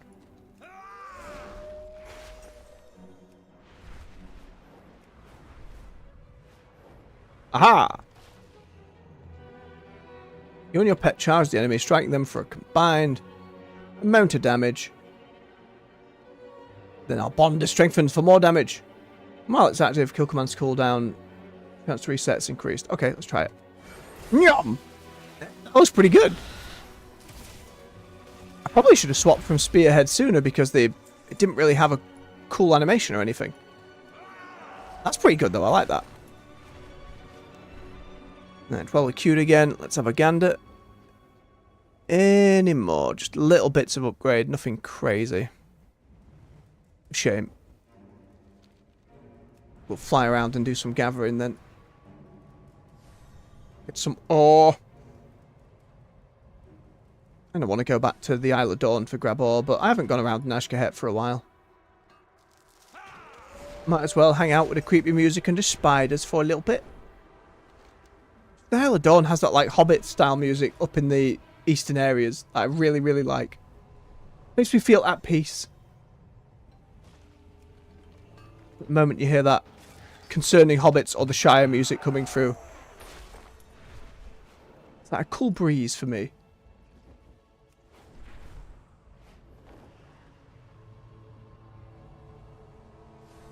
All this black blood stuff. I feel like the intro quest really set up for the next patch what the Haranir's involvement's going to be, but all the advertisement for it, bar that first little bit showing Olwenya, It's just been goblin stuff, so I'm really curious how much of the Haranir are actually going to be involved at all in Undermine. I'm going to hopefully assume it's a lot. Look, these are rhetorical questions, by the way. If you know, you don't have to let me know. I will find out.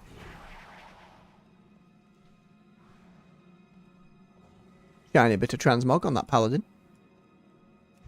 Whee!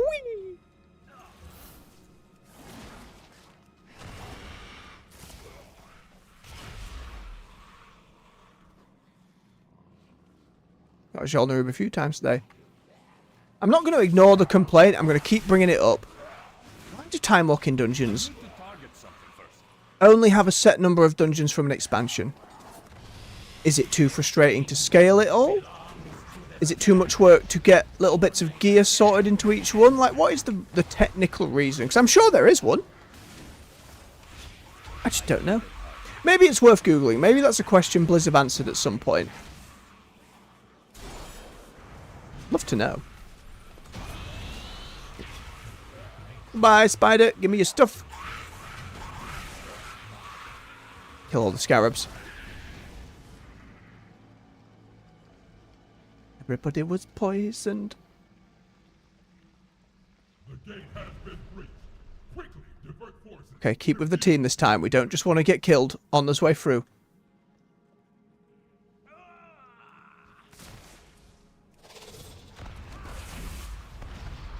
I need to target something first.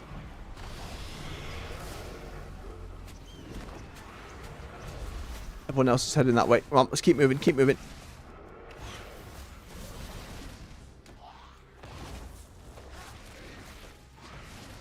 I need it. Okay, much better, much better.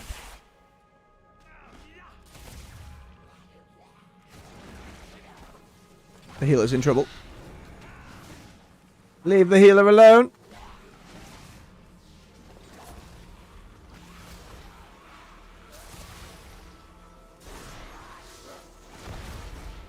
I need to get closer. Whoa, whoa, whoa, what happened to me? Too much poison on the ground. Turtle.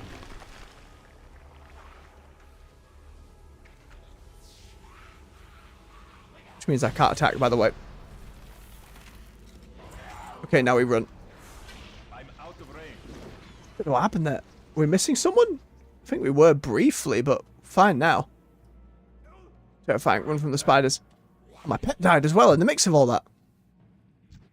Much sadness. It's another aspect of Classic I don't necessarily would look forward to trying.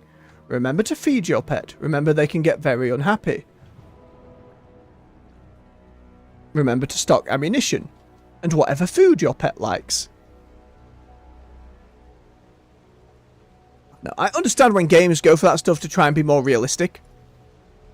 Doesn't mean I have to like it. Oh, tank, the healer is not here yet.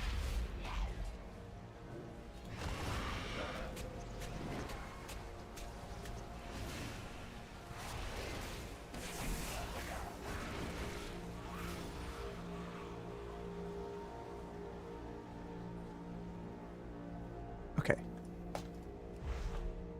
Nearly off the edge. Not quite, but nearly. Shaman. Nearly missed the healer. Nearly. God damn it, Shaman.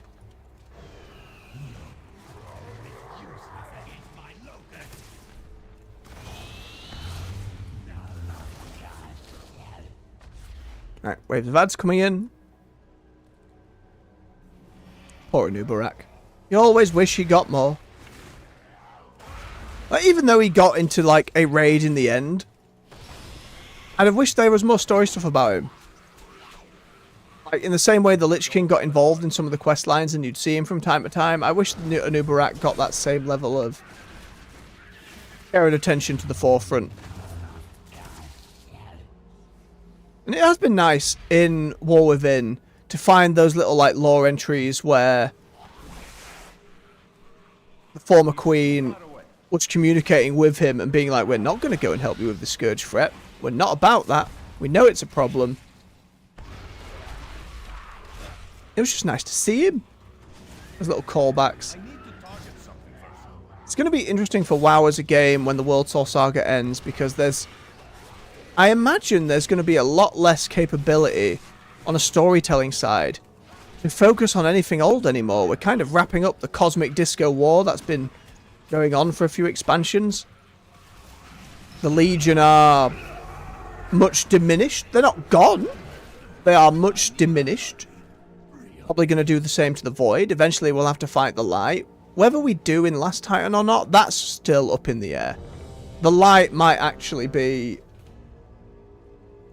a bigger enemy for an expansion down the line. It might come in a mid-patch on Midnight, but going across the sea and fighting the Arathi Empire is a very likely scenario.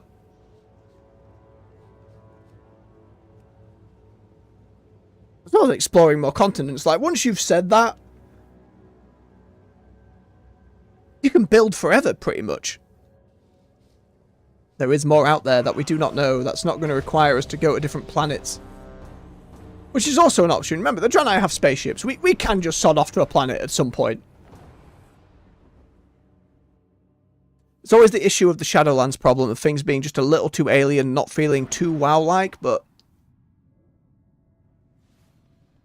I think if the baseline mechanics and gearing and all the stuff that really upset people with Shadowlands.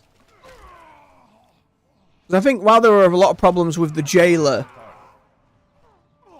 there were certainly elements of that story that were fine. They were enjoyable enough for me.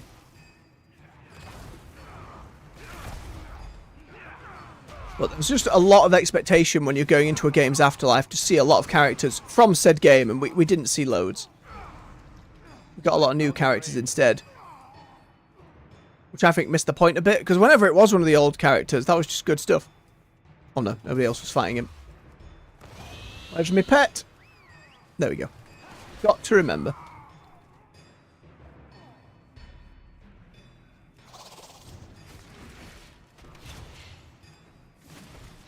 It's like we were saying about the Scourge earlier, there's a lot of threats that are just kind of lingering about and are not too dangerous, so what on earth do you pull in next? There's always the old faction conflict. Like, they've made that clear in, like, the Metzen narrated audiobook that came out on their YouTube channel. Those old hatreds still burn within plenty of people in the lore of the game. I need to target something first. Where's that guy going? The right way. Just didn't want the tank going and clearing everything. It's okay. If the tank wants to clear any things, they want to clear things. Relax, DPS. We're okay.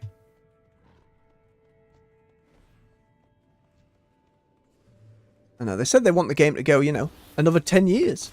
It'll be handed down to different players, different developers. They want this story ending in the World Soul Saga to wrap up those 10 years.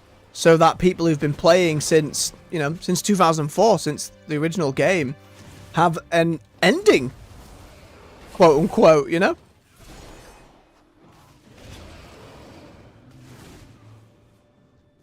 Seems a pretty ambitious statement.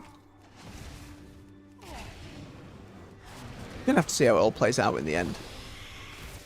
I'm excited, certainly, because now, for the first time, they're really planning ahead with their story. They're really being able to take into account foreshadowing where characters are going to be. I don't think we're going to be back in the position of something like Warlords of Draenor, where the entire middle section of that story just gets cut because it's so much more important now.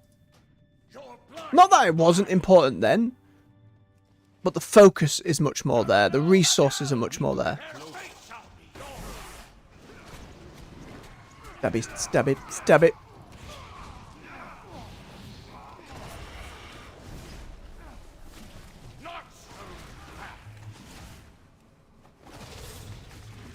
Can't have the healer trapped in ice.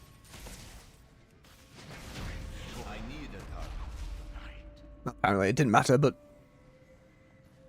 I tried, healer. I really tried. It's too far away. No, it's just close enough. We're fine.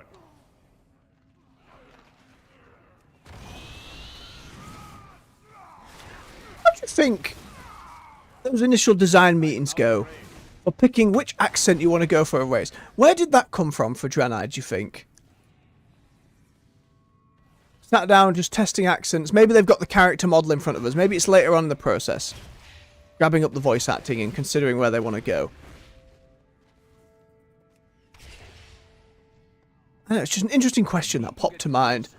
I'd love to hear. It's why I want more like developer interviews and that kind of thing, because I just want to know all the intricacies there. Was it a 5-minute decision over a cup of coffee? Like, was it hours and hours of debate over what sounds better? What works for space goats? I really like where they ended up for the Draenei. It's one of my favourite accents to try. Most of that's just D&D days and being a dungeon master and doing silly voices for people. I've always liked to do silly voices, to be fair. Like when we get to new content, or if you've been watching for a while and you've seen on any of the new story content that comes out, I will happily do silly voices. Sometimes I'm a little concerned whether or not I am being respectful or not. I try to be. I know there's always been a lot of criticism of like WoW's trolls, for example, like being far too stereotypical.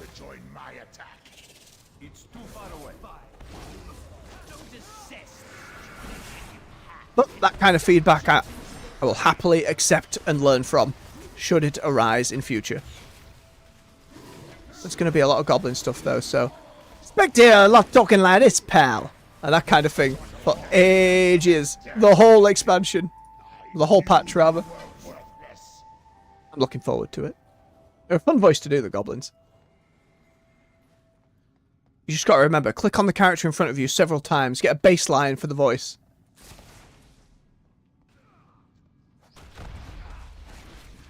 Well, mistakes were made. Slow down, please. Tank, you've left everybody getting eaten again. I don't have a target. They're not attacking the healer, they're attacking me. That's okay. Oh, the tank turned around. That's very kind. It's all the other DPS who ran ahead.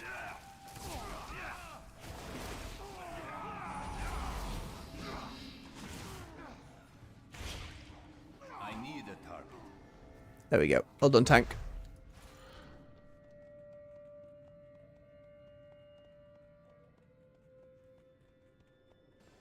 That's why I'm really glad follower dungeons exist.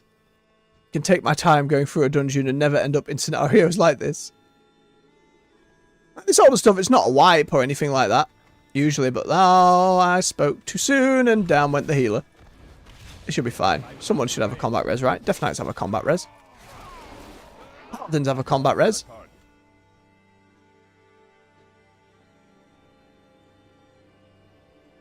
But being able to go at your own pace and actually take in a dungeon, even if it's just to admire, you know, how it's been built, for one, any story it's trying to tell. I still like the possibility of seeing... Oh no. The possibility of seeing some of the more difficult mechanics, like the mythic style stuff, in there. I don't need to be rewarded for it. I don't need mythic gear to drop from what is essentially story-based content. I just love to see the tougher mechanics. So I don't really get a chance to. Not running group content on mythic stuff. But just to be able to see it, it might help people prepare and train for that as well, especially if they're nervous about getting into that. I know there'd probably be a lot of AI work on follower companions that'd have to be done, especially with more intense mechanics, but same for the raid as well. The story mode getting you in to see the cinematic at the end, sure, great, good. What about the whole raid though? Let me see the whole shebang. Like, you don't really get a full feel for it, or the music, or the encounters, or the architecture, and just going through the whole thing with just it. That tank got murdered. Holy shit. Poor bastard. Absolutely beaten down. And farewell, this group. Goodness me. How many more have we got?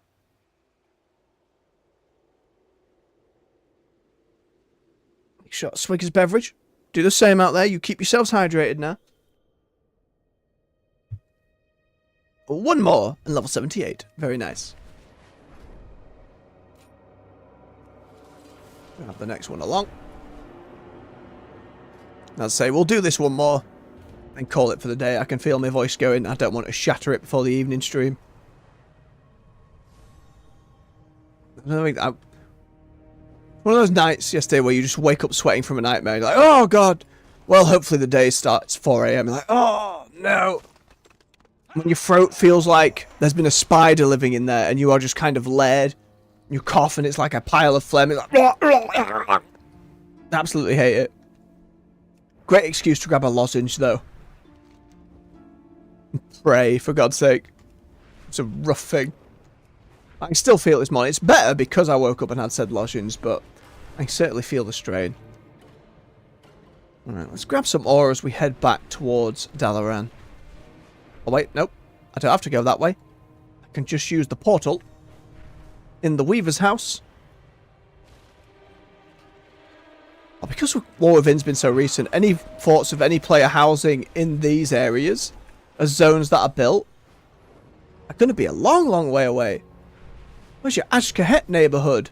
Or your Arathi neighbourhood? Well, an Arathi one can come with a light-based expansion where we go to the base empire, assuming the whole place isn't just trying to kill us. Depends what Faerun and the others here do, I suppose. A lot to consider.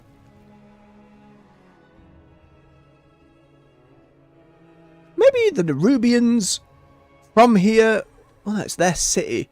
Maybe some come with us to go back to Northrend. There were some friendly Nerubians over there that we helped who weren't under the sway of the Witch King. Witch King? Lich King. Wrong franchise. Maybe we are more able to help them out. Maybe we can be like, hey, we helped this whole city of Nerubians that didn't come to help you in the war, so you're probably not going to be feeling too good about that. Maybe. That might be a problem, actually, now that I think about it. Smooth over diplomatic relations with another tribe of Nerubians. You know, maybe that's an in. If they're going to rework all dungeons, maybe we go back inside as Yol Nerub and something else has taken up root in there. Maybe the Sand Lane, those vampire folks come back somehow. Again, I don't really know or recall if they were in Shadowlands at all with the Venfir, because that's their whole vibe. Blood Queen Lane, or whatever her name was. It wouldn't have surprised me if she was somewhere in Shadowlands, but as I say, never did the full Venfir campaign. Mix up the word vampire with it, it's fine. And in this one, yes, some badges. Actually, there might be a bit of gear I can get to smooth things out a tiny bit. Which, very fortunately, the gear you can buy to upgrade yourself here is a lot cheaper than, say, the transmog options. Which is good. Means you don't feel too pressured to spend a little bit to get a few upgrades, it's fine.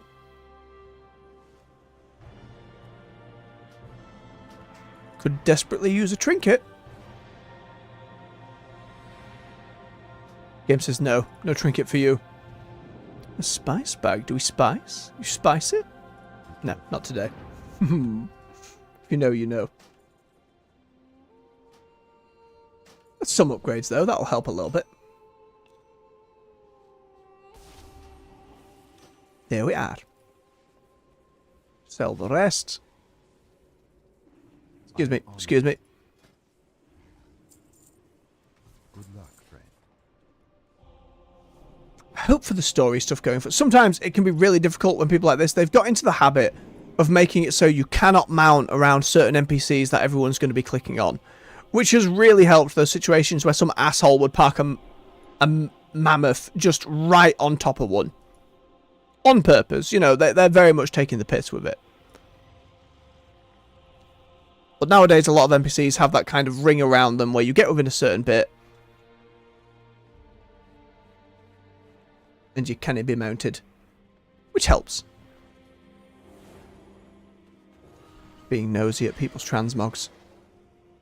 It's always fun to see. You can tell that some people, you're a bit hodgepodge, you've had a transmog, but then you've got Dragonflight bits that you're putting around. A bit of Shadowlands bit on your helmet. There's another angry Shadowlands plate user. Murloc hoodie. Full Horde representation. Magical girl. So many different transmog these days. I love to see it. Someone going Scarlet Crusade looking Paladin. They've worked a classic bit in there. Different sets. Bit of the human heritage armor for the red little doublet there and the chainmail. Very nice. This one also trying something similar, different style of red, trying to get the fire in. Some of those very vibrant old sets. I like what the Shaman's doing here. They're using a few bits. I know, it's just fun to see. The Sylvanas one became very popular very quickly. The fact it, and a lot of transmog does this these days. Not all of it, but there's a lot of gear that's universal. So it doesn't have to be the same armor type. And those sets tend to do very, very well. Especially like if you're a Clothy and you've always wanted plate. I know a lot of priest players have wanted that. And those work quite well. The heritage sets work like that as well. As long as you are that race. Kinda wish they weren't limited to race. I kinda wish once you unlocked that heritage set, it'd be applied to everyone. Just because, but I understand the decision to have it stay with that, to keep it unique to that race. But surely at that point, it just shows people, I've leveled one of these, I got one of these, here it is. I'm good friends. I've got a lot of Draenei friends. I got their shoulder pad on one shoulder.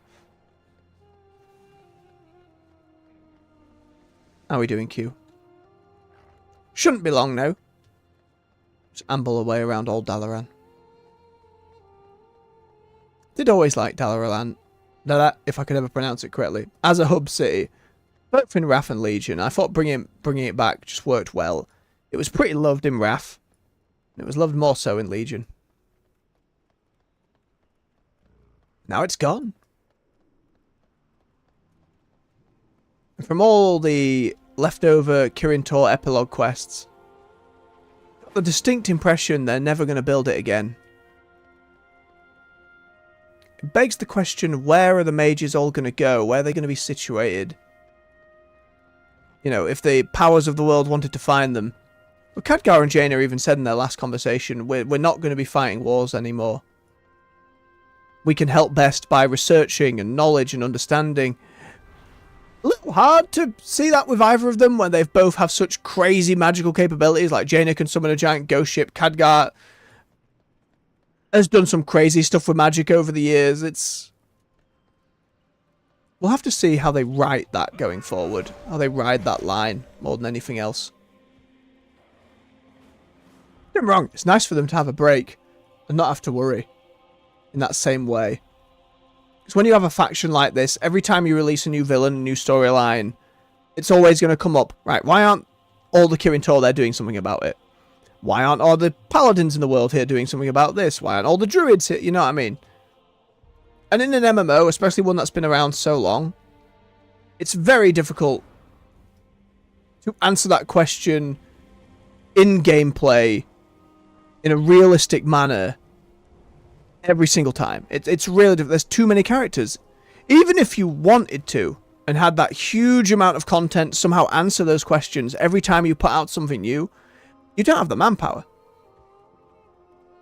Even if you hired another 100 developers, you've got to hit those patch cadences. You've got to have the content out. You've got to have it tested. You've got to go through so many different processes and work together within multiple teams. Like, it'd be a very unrealistic goal. Doesn't mean it wouldn't be pretty bloody cool, though, does it? Oh, while I'm here on Hunter, actually, I'm going to go down to the sewer where the Wrath PvP sets were and have a gander at some of the Hunter stuff. Can't remember the last time I checked. Right, it's not you, it's the back of the next room. Yes, you over here. Stuff. If you haven't been in a while, you get all your marks of honor from just doing battlegrounds, and you can come spend it on full weapon sets. And oh, we just got in. God damn it! I was about to start looking about. Fine, fine, fine. Back upstairs. And a Gundrak before leaving. It's good. I like Gundrak. Oh, that Paladin has one of the new tier sets from this patch. The floppy wings. It's very silly. They're a little much. I like actually the base plate design of the shoulder pad. I think the wing ruins it for me. But I have to respect floppy physics.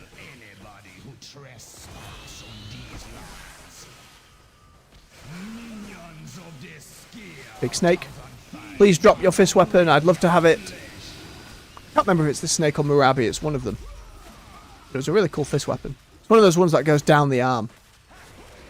My favourites that I was always upset I never got. Scourge was no dark greatest enemy. You're lying, game. I did not just get that staff to drop. What do you mean?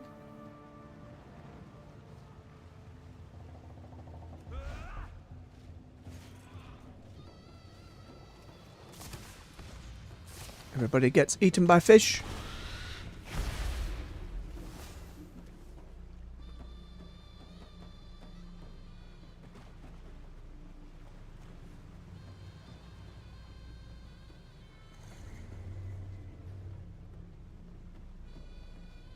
Doing the shortcuts this time around.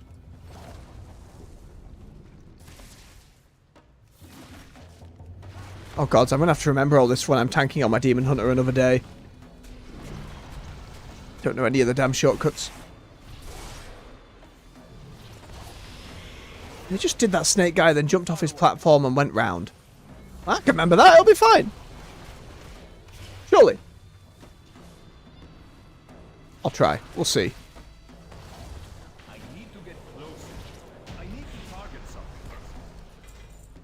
Oh, chest upgrade, thank goodness. Beautiful.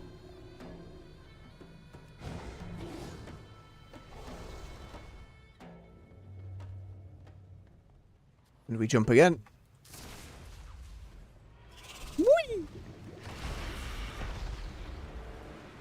Movement abilities, always a delight. Oh, if you aim in the right way.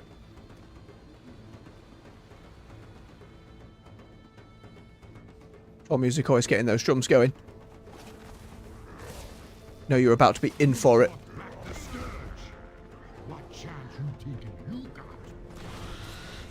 They've always got some really impactful voice actors as well, I find, for the trolls. They tend to come across really... I think I pulled him accidentally. I don't even know if the tank was in the fight. Whoops. Those go well. What was his name? The Zulaman troll, who'd been captured by the elves and who had his arm cut off. Zul'jin, was it? Might have been Zul'jin. Oh, it was that cinematic they did for him. The, like, in-game one where they were selling that patch. And think of the Amani. The Amani never forget. We never die. It was just this, like, whoa. Fear.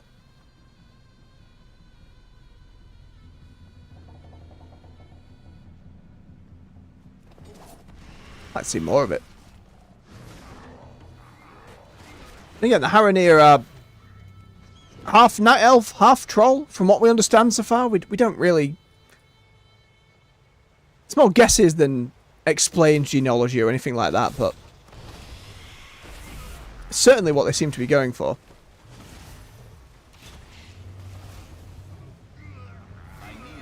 Very eagerly want to know more, and I hope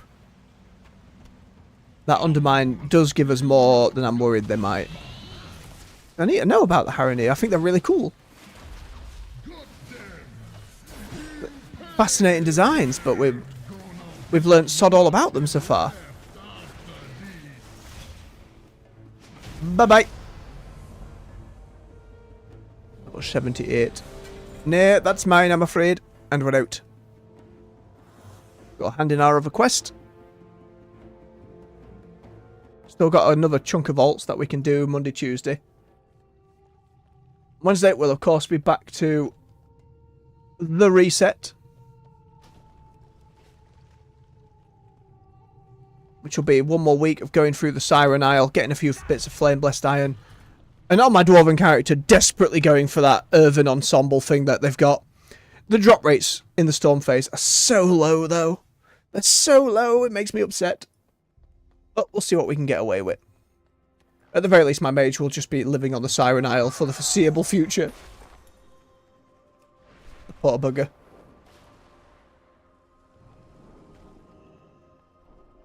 Right, grab this.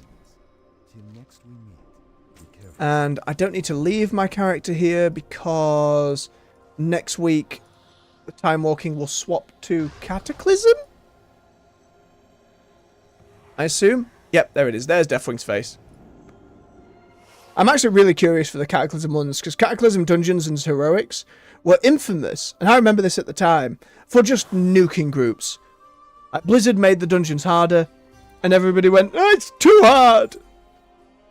When it was, I don't know, from my memory and experience, it was people not engaging with any level of mechanics at all. Standing in stuff, attacking a monster when it has a big shield that reflects damage.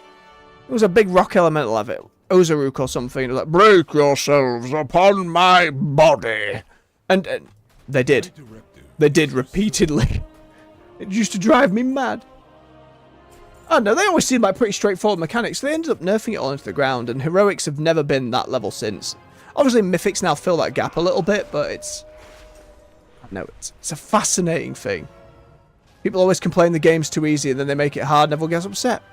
Same thing happens in other games. Like we saw it with Monster Hunter World and Elatrion, and I could go on about that topic for hours. But with another character done, I think for today, I will say thank you very much for watching. If you enjoyed yourself, don't forget to hit that like button. Helps push the video through the algorithm so more folks can come and enjoy some video games with us. Subscribe for more content here on the channel. On the weekdays, we're at 9 AM GMT with World of Warcraft, and between 4 and 6 PM with other games. Currently, Eternal Strands, and soon to come up, Monster Hunter Wilds. And you can find playlists of all the games we've already covered right here on the channel to binge to your heart's content. You just pass that video tab on YouTube, go to playlists, or scroll through the live tab, you'll find them all there. So until next time, folks, much love, take care, enjoy your weekend, and bye-bye.